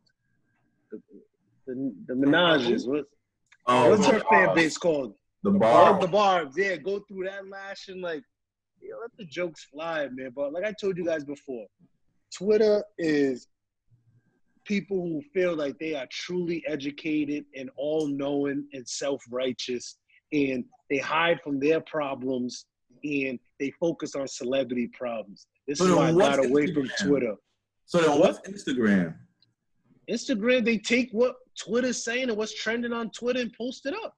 And then algorithm. Twitter's a place, it's not hide problems and one of other problems. Twitter is a social platform where big topics happen and where celebrities happen to be and participate in, and people comment on it. That's what Twitter. No. I feel like, so can I touch on Meek's a little bit? Whoa. My thing with Meek, man, he's kind of always been, I don't want to call him a clown, but he's like corny dude. Like, even for Meek's the type that gets something and he gonna let you know he get it 1,000,000 times. Like, remember when they used to make the joke, how long you keep talking about the Audemars? Like, he's that kind of dude. And it's just like, the dude will say, and when he was going through with Drake, this was like the biggest joke on Twitter. Like, the dude will always say, oh, I don't do it for the internet dudes, the tweeters. I do it for the people in the struggle. But you trenches. You're tweeting at the same time. You went at Drake and you tweeted about Drake. So you're a tweeter at the end of the day. That's Meek's biggest problem. He contradicts himself so much, and it's like the thing why the Milano thing looks so crazy is because not even the simple fact just because you have a baby with somebody don't mean you have to be with them. You have to make a family. If it didn't work out, it didn't work out. But dude never really like claimed the girl. Yes, like, he did. Yes, he did. No, that's false narrative. I didn't. Let me finish my. He took her to rock brunch. Can I finish my spiel? He never publicly claimed her the way he claimed Nicki Minaj, and it's like it was always up in the air. Like, are they dating? Are they not? Or if you see a picture, you kind of figure it out. So it's like that happened, but as soon as Nicki Minaj is doing something with her husband or something's going on, he's commenting on that. And then you don't claim the girl publicly. He put out there that they broke up. So it's like, what are you really doing? And I just because social media is gonna see him with 2 or 3 bad joints and thoughts. He did plenty of times, man. That's what I'm trying to tell you. He was a model. He was a model for Milano clothing and tracksuits. To be real, no venom, Zeem, because I know you like to get angry when people disagree and talk bad on who you like. But Meek is going to support what he feels is popular. It's like, it's cool to like talk about that. And he's going to get heated, I'm saying. And I feel like when Meek first came home from jail, I pay attention to when people talk and I hold them accountable to what they say. I do it to you guys. If you guys bring up something and I see something later on that goes against what you guys told me, I'll let you guys know. You know that. Yeah, I know. You're mad thirsty with that. When Meek first came home, he said on the Breakfast Club, I'm not a reform guy. Verbatim, I'm not out here trying to be Martin Luther King. I'm just out here talking about my story. So I get it. Became attached to it. He is cool to be cool with Michael Rubin, Crash, Jay-Z. That's just kind of how he's always moved. Like, it was cool to show off Nicki Minaj because she's the most popular woman in the music industry at that time. So that's kind of how he always, like, moves. Like, he'll go at Drake online. He'll, you know what I'm saying? Or he'll contradict himself with the academics pointing out a million contradictions. So he makes it so easy for you to comment on them and to get at them because it's like, all right, Meek, you say do this and this is the code you live by, but then in the same breath you're moving this way. So I think that's just like the. But my thing is his resume speaks for himself. His credentials speak for himself. So that's why he's comfortable to move the way he moves. So even like that Breakfast Club interview, that was his first stint. Then he got locked up again and dealt with a whole judge aspect with the whole wheelies and all. So when you come out, this was after. Hold on. This was after he came home. When the last time he went to jail, this was after he came home. Before the last album came out. I'm gonna have to revisit. He's talking about before Champions. This was the interview rollout for Championships. I'm gonna have to revisit. See, like that's why I said that time in the chat we was all arguing. I was kind of like, I think I made a slight at you to get you mad. I was like, now reform's important because I remember that interview where he was like, time he's on. Hey, listen, he put his money where his mouth was. He put his time into it. He got over 36,000 men released from prison. And I'm just the type of person that I could just see he does not care about internet trolls. Like, he lives like these things that, people get, he's always talking about his rollie or stop screaming on a record, or he's going to move at his own drum and beat and don't care about the lashes. You know what I mean? And that's why I respect him so much, where other people, I got to do this, or here's my statement, or when you guys try to kill him, what do you say about, his story about how he become a millionaire, how he didn't go to high school? Everybody says that every other day, but when Meek said it and he didn't write it in proper sentences, then it's just like, hey, kids, he didn't say drop out of school. So it's just like, I'm like, when you're so solidified, you ain't got to prove nothing. And that's my biggest thing. That's what I never get. Solidified. Just his upbringing, just what he went through, the trials and tribulations. That's not stuff. But Zeem, you selling him short, Zeem. You selling him short. Hold on. I kind of disagree because I think that he's very insecure. I agree. The reason why is like I don't really have I don't see anything wrong with like joking around on the internet. Like mad people do it. It's like the thing to do. But he's constantly saying stupid things. And according to you, from your perspective. According to a lot of people, he's saying stupid things. But that's what I'm saying. The hold on. on Twitter and comments. I let you drone on about a bunch of BS. Listen, Meek's whole downfall of where he is now and not where he's supposed to be is based off insecurity. He was insecure with Drake, thinking that, this dude, has this much success, and I should be up there where he is. So instead of competing and making great music, or even making a song about him, you tweeting about shit. Then you go through this 2 years of you lost your girlfriend. Now the only reason Drake probably even reached out to him is because the whole jail thing. I really hate to say this, but going to jail really did kind of save Meek's career. It did, 100%. And not that I want him in jail or anybody in jail, but people did feel bad. Like Zeem, remember the day he got out, and I don't even care about Meek Mill. I put the radio on. I was listening to 93.7 at the time. They're playing a Meek Mill set. I'm sending you videos and shit. I was happy that he got out, but Meek is the type of dude, like, enough is never enough. Like, dude, like, you have a great life. You have a great career, and it's cool to want more, but you're never going to be on that Drake level. You know what I'm saying? And the craziest thing was a man that we hold near and dear to our heart, Colomo Vanderpool. When we were all working at the Crusade and Meek was on that Dream Chasers run, Colomo said, yo, I could really see him being the next Jay-Z. And he started to list off all the reasons why, and he made a lot of sense. But Meek don't have, like Jay-Z knows when to chill and when to kind of turn it up. That's what I mean. It's like you're selling him short by saying he's going out there and he's saying things and he don't care about to sound educated. Like, bro, like that's like nonsense. Like we've seen people in Meek's position before, like, that come from the same kind of upbringing, like, be able to, like, articulate stuff way better. So he is very insecure. But that's what I mean, articulate, like. But Zeem, like, hold on, can I finish for a second?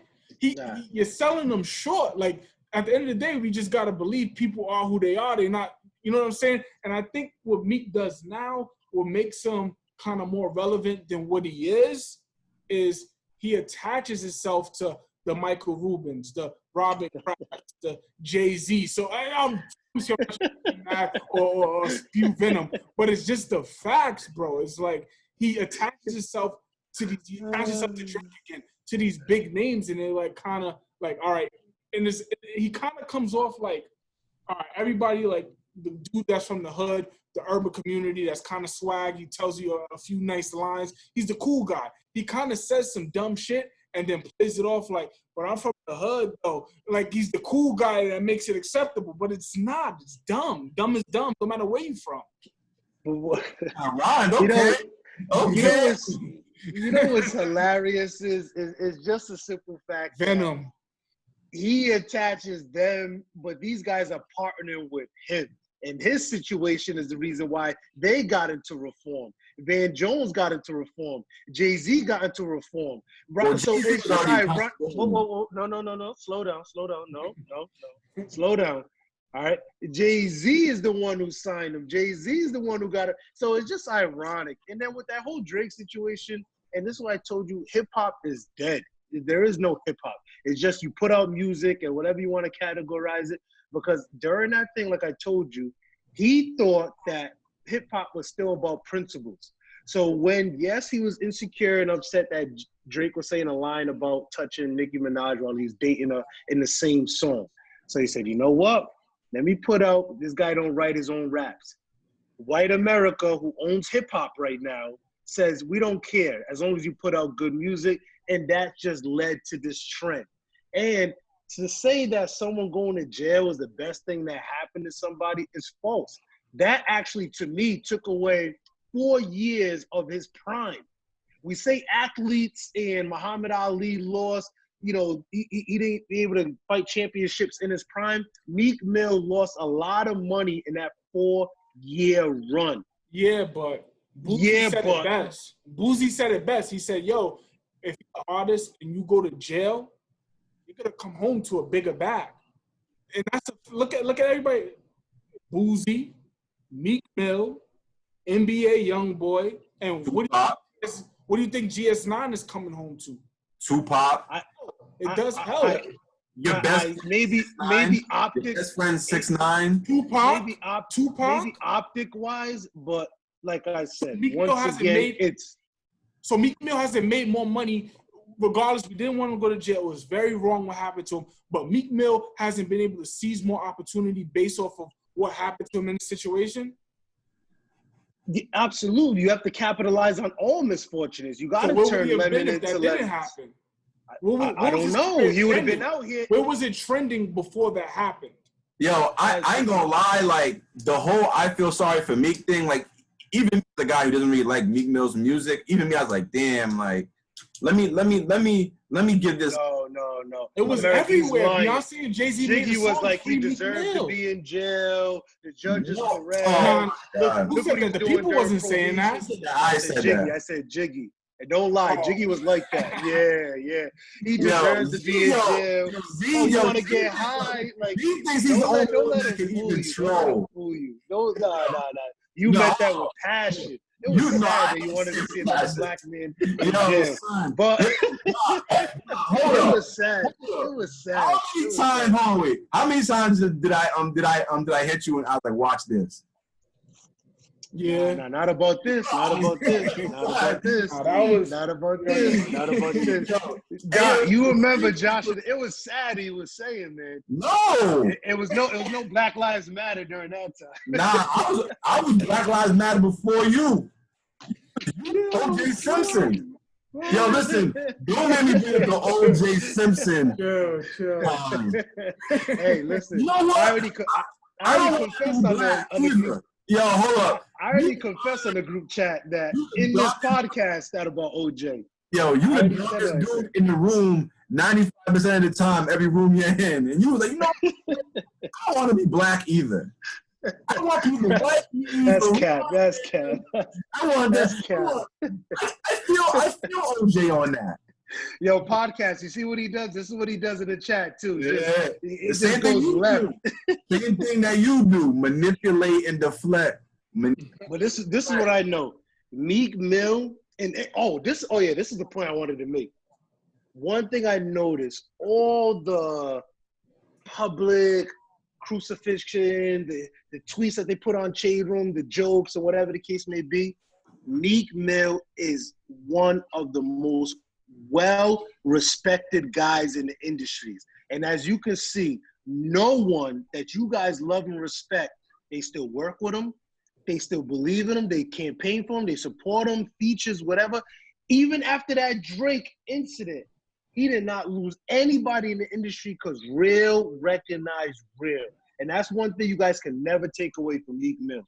And that's another reason why, regardless of what transpired, Drake came back to Meek. You could say Meek went to go beg, and 6ix9ine says get on his knees or whatever the case may be. For you to say Drake sympathized because he went to jail. If that was Drake's thought process, that's the most. But not for nothing, I feel like I don't know if that's politically correct. I feel like Meek, but you know what Meek I'm trying to say. Meek wasn't that. Like Meek was a good artist. But well respected. Meek's IG at that time point before he got arrested made him like what he was posting on IG when he was like it's for motivational purposes. That made him so popular in the urban community more so than his music was being received by the world. That's another chat highlight. I agree. Highlight. I think Then he had Nicki Minaj. Like I remember he was going to certain places and they wouldn't even address him. Like that's how it was like crazy. It was like to the point like address him. What do you mean by that? Explain that. Meek Mill. They would like make jokes about it. You know what I'm saying? If they would go to like certain Yeah, important, but she's a bigger artist. That's okay. Like that's but okay it was to like, happen though. but like you're never gonna be like you're never gonna be like. Listen, all I know is that I would like to see Meek's features before this Championships album. I want to see his features in between. When he had the album that was like crazy big when he had the Nicki Minaj and Chris Brown single.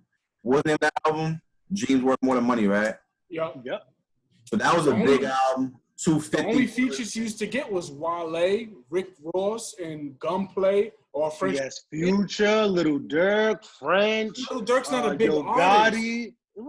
I'm just saying these Hold on, pillars in the hip hop community. Hold on. My point is, I remember that album that he came out with after the whole Drake beef. I don't know, it was on Apple Music, so it was Wins and losses. So let's talk about wins and losses. Yeah, wins and losses. Was that the orange album? The orange cover? No, that was a mixtape. Let me go to wins and losses with real quick. To get his features. That album right there, his biggest feature was Tory Lanez. No, it wasn't. Future was on that album. Young Thug. Future was on that album. Young Thug was on that album. The Dream. Yo Gotti. Rick Why you keep saying Quavo. Tiana Taylor. Little Uzi Vert. So what are you talking about? That's little Uzi That was here we go. See America? You see America? I bring up facts. They try to say, no,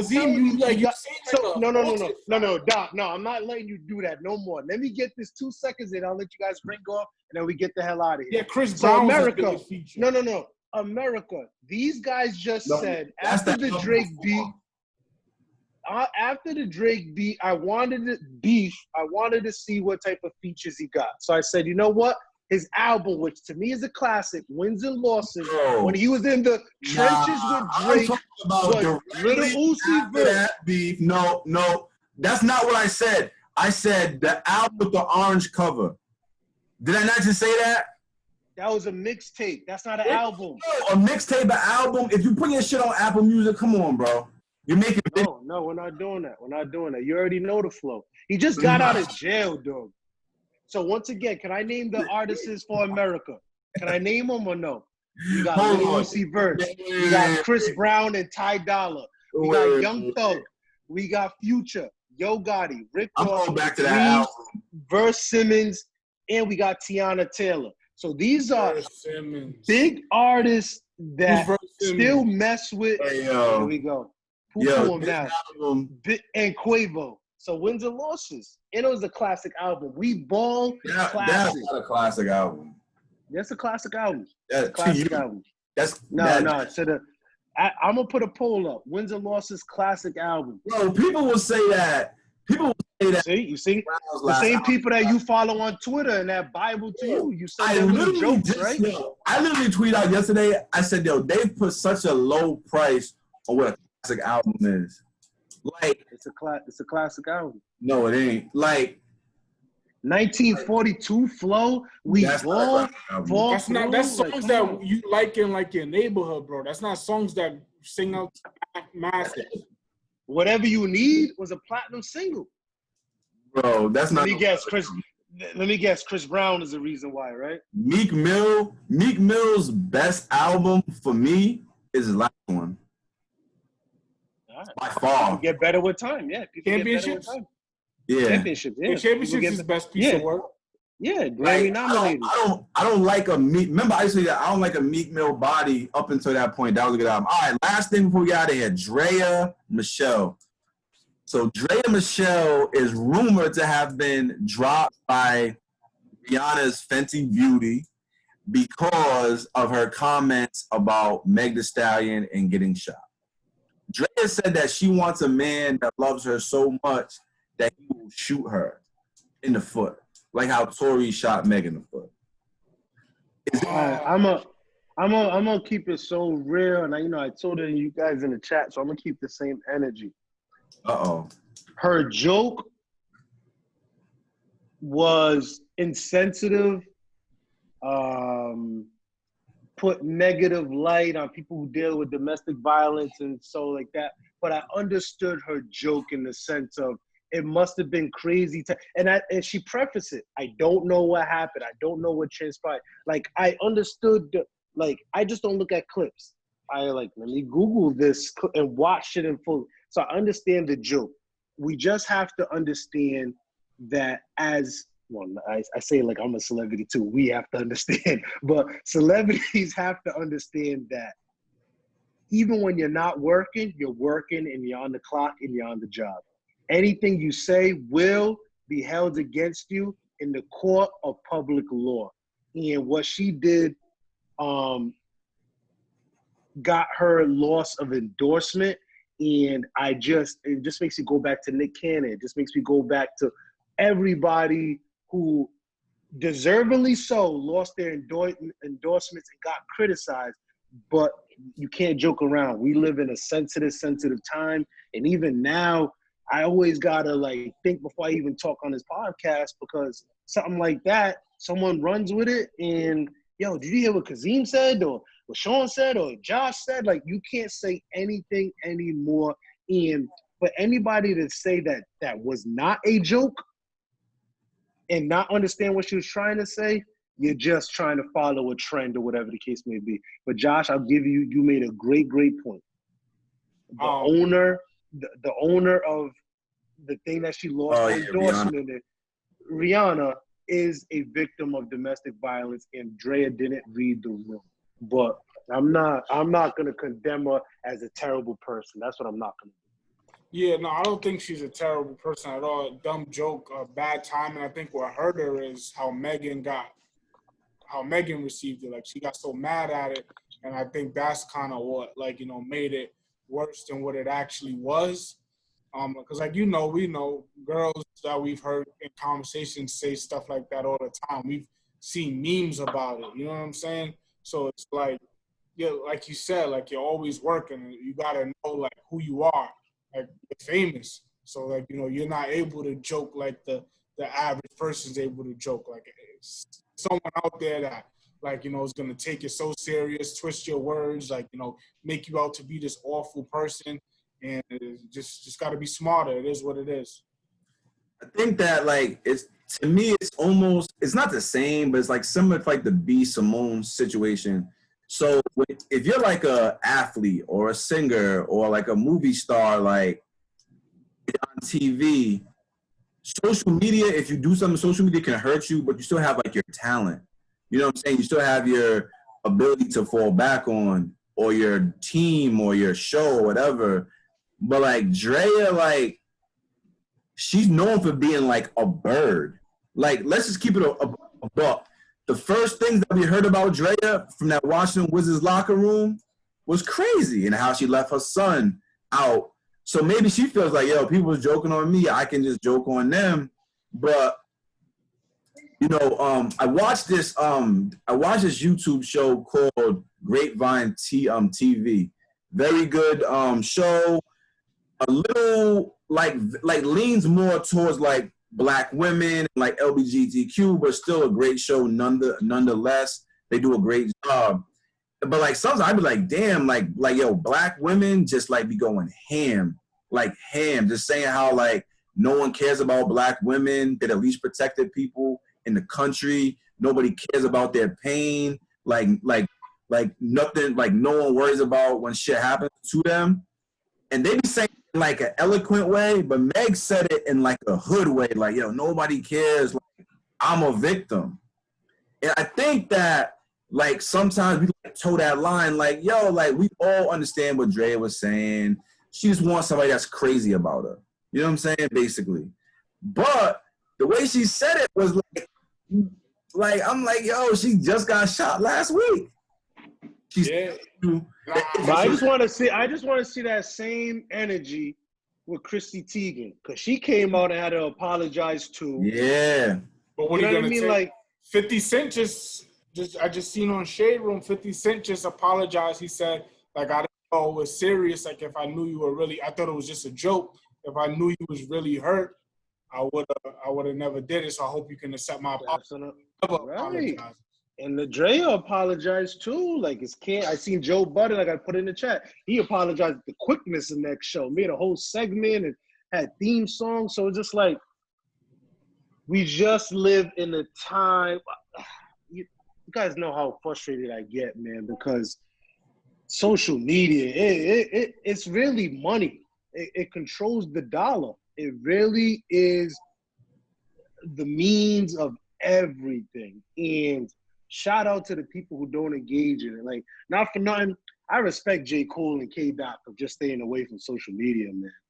I respect for Drake just turning off his comments and just only if you have a blue check you can comment under me, man. Like, cause it is real. No, seriously, it's really, really. I don't know. That's what I always. I don't know how to explain it. Like what it's just crazy because everybody could go on there and they could have an opinion, and it's like it's not fair in the sense that, like, you know, if 100 million people go make that comment about, like, you know, Meg Thee Stallion, or make a comment about something sensitive, you're not allowed to do that. Or if you're allowed to respond, me and Josh always get into it about this, like it's tough to, like, imagine, like, you post a picture and 1 million people comment. It's tough to just say, like, yo, I'm famous, like, this shit doesn't bother me. Like, right. Even if you're famous, if you're rich, you're the richest person, even Jeff Bezos, I'm sure, has feelings. Like, you know what I'm saying? So Humanization. We gotta start humanization. So some people deal with it better. You know, some people deal with it better where they're able to just, like, you know, block it off or be a good sport and laugh it off. Some people is like it's like you're literally being the kid made in front of in high school. Everybody's just roasting you, and that's tough for some people. I just think that it's like sometimes I'm like, even in my real life, like, I know that people are gonna talk shit, people are gonna say bad things about you, but there's so many more people that are saying, like, great things about you. So I try to focus on the people saying great things about me. Like, but social media never highlights that. Black Twitter don't highlight good things. But nah, don't. Black Twitter highlights. Don't lie. No, I'm done. Hold on, Josh. What do you mean? Oh my God. Team, explain it. Okay. You're always lashing out, man. Like, you're right. Maybe I was got birthday jitters. If there's like a post about Drake, you have, like, all the quote tweets and the retweets. Like, yo, 98% of it is like all like, yo, Drake is the best. He's the GOAT. You see, like, thousands of GOAT emojis. And, like, we love Drake. Drake's the best rapper ever. Drake's the best. Oh my God, I love Drake. Oh my God, I want to have Drake's baby. But there are, like, comments that, like, are over the line, like, oh, like, Drake's kid don't even look like him. You know what I'm saying? And so there are those negative comments, but there are a lot more positive comments. All right, Doc. When something's trending, what does that usually alludes to? Be honest. That somebody says something crazy or something's happening, like, you know. It's negative, correct? And then what happens? The memes fly, the jokes fly. You guys are throwing somebody who has 2 followers. If you found that joke to be funny because your algorithm pulled it up when you went to go click on the hashtag, it's majority negative. 85% of the time. But how's that different than TV? How's that different than yo, you love Skip, Shannon, and First Take and all that. Hold on, Josh. Yeah. Hold on, and Zeem, you can't. The thing with you, Zeem, you can't lose when it matters. Yeah. When they go in the hell on Drake, and I'm like, yo, arguing with, like, to the top of my lungs with you guys a couple years ago, like, yo, the dude don't want to put his kid on the internet. He's human. Like, he's allowed, just because he don't want to show you his kid don't mean he's not a father. You told me every reason from whatever podcast you was listening to as to why Drake needed to post his kid, which was so mind-boggling to me. I couldn't understand why you were trying to tell me Drake needed to post his kid like it needed to be done. You even went as far as to say if it was Rihanna's kid, he would. Thank you. I'm glad you added that at the end. That was because America, once again, Sean just leaves out these little things. Like, he gives you context, but it just be huge gaps. He's absolutely right. All I said was I agree with everything Sean said. He didn't have to. I just know if he had a kid with Rihanna, all right, maybe that I don't know. But if I say I know, I'm all knowing, crystal ball. You're right. I take that back. Uh-oh. But I'm just saying it's because you know the his BM and what she was known to be her profession is a reason. And he said it in the Elliot Wilson. He had to give birth to, the test. And I told you, I went back, I changed, I can move on with it. But these are my own thoughts. You and Josh come into the chat on what is trending for the day. Yo, Zeem. America, these guys came in and said, Meek Mill is trending, know about guys. Drake's Baby? It was trending. So Pusha T dropped that a and then it was trending. Yo, listen. It was trending. I had no clue. Let me ask you something popular all over the internet. Let me ask you a question, right? You guys tell me about it. Of all the links that we be sending, like 90% of our links are just jokes and me and we're playing around. No.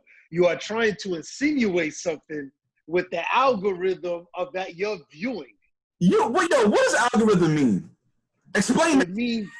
I don't know. I seen it. I seen it. I seen it. How to Get Away with Murder. When you have an app, and depending on what you view and what you search, the algorithm will continue to filter out this certain topic or this certain keywords or that's true words. That's true on Instagram. The only thing it's true. Okay. On Instagram, the only thing I see on Twitter is from people that I follow and who gets retweeted on my timeline.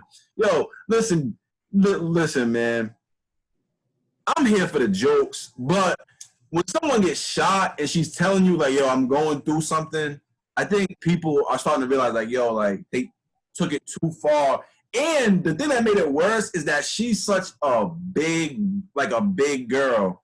And Tory Lanez is 5'3", 120 pounds.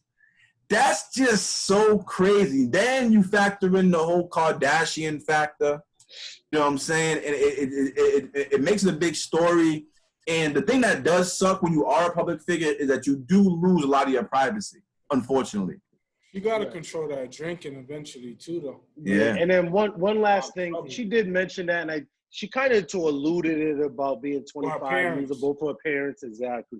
But my only last thing about that, and we can get out of here, is just the simple fact that a lot of these people who made these jokes, Megan and Tory didn't put out no official statement. I think Megan did 2 days later with the original thing of saying now she's a victim. And I think that's when it died down a little bit. But originally, you didn't know the backstory. So when you have this open forum of just inserting whatever you think or believe, then I think that's when the jokes fly. But I think it sizzled out since then. But yeah, Draya, you kind of dropped the ball. You fumbled the bag. And I understand why Riri dropped you. The fact that Draya has the attitude at 35 is really what needs to be talked about. But that's another podcast for another time. Facts, man. All right, fellas, good chopping up with you. I'm back to this schoolwork, man. Enjoy the rest of y'all night. All right, man. Peace out. Take it easy.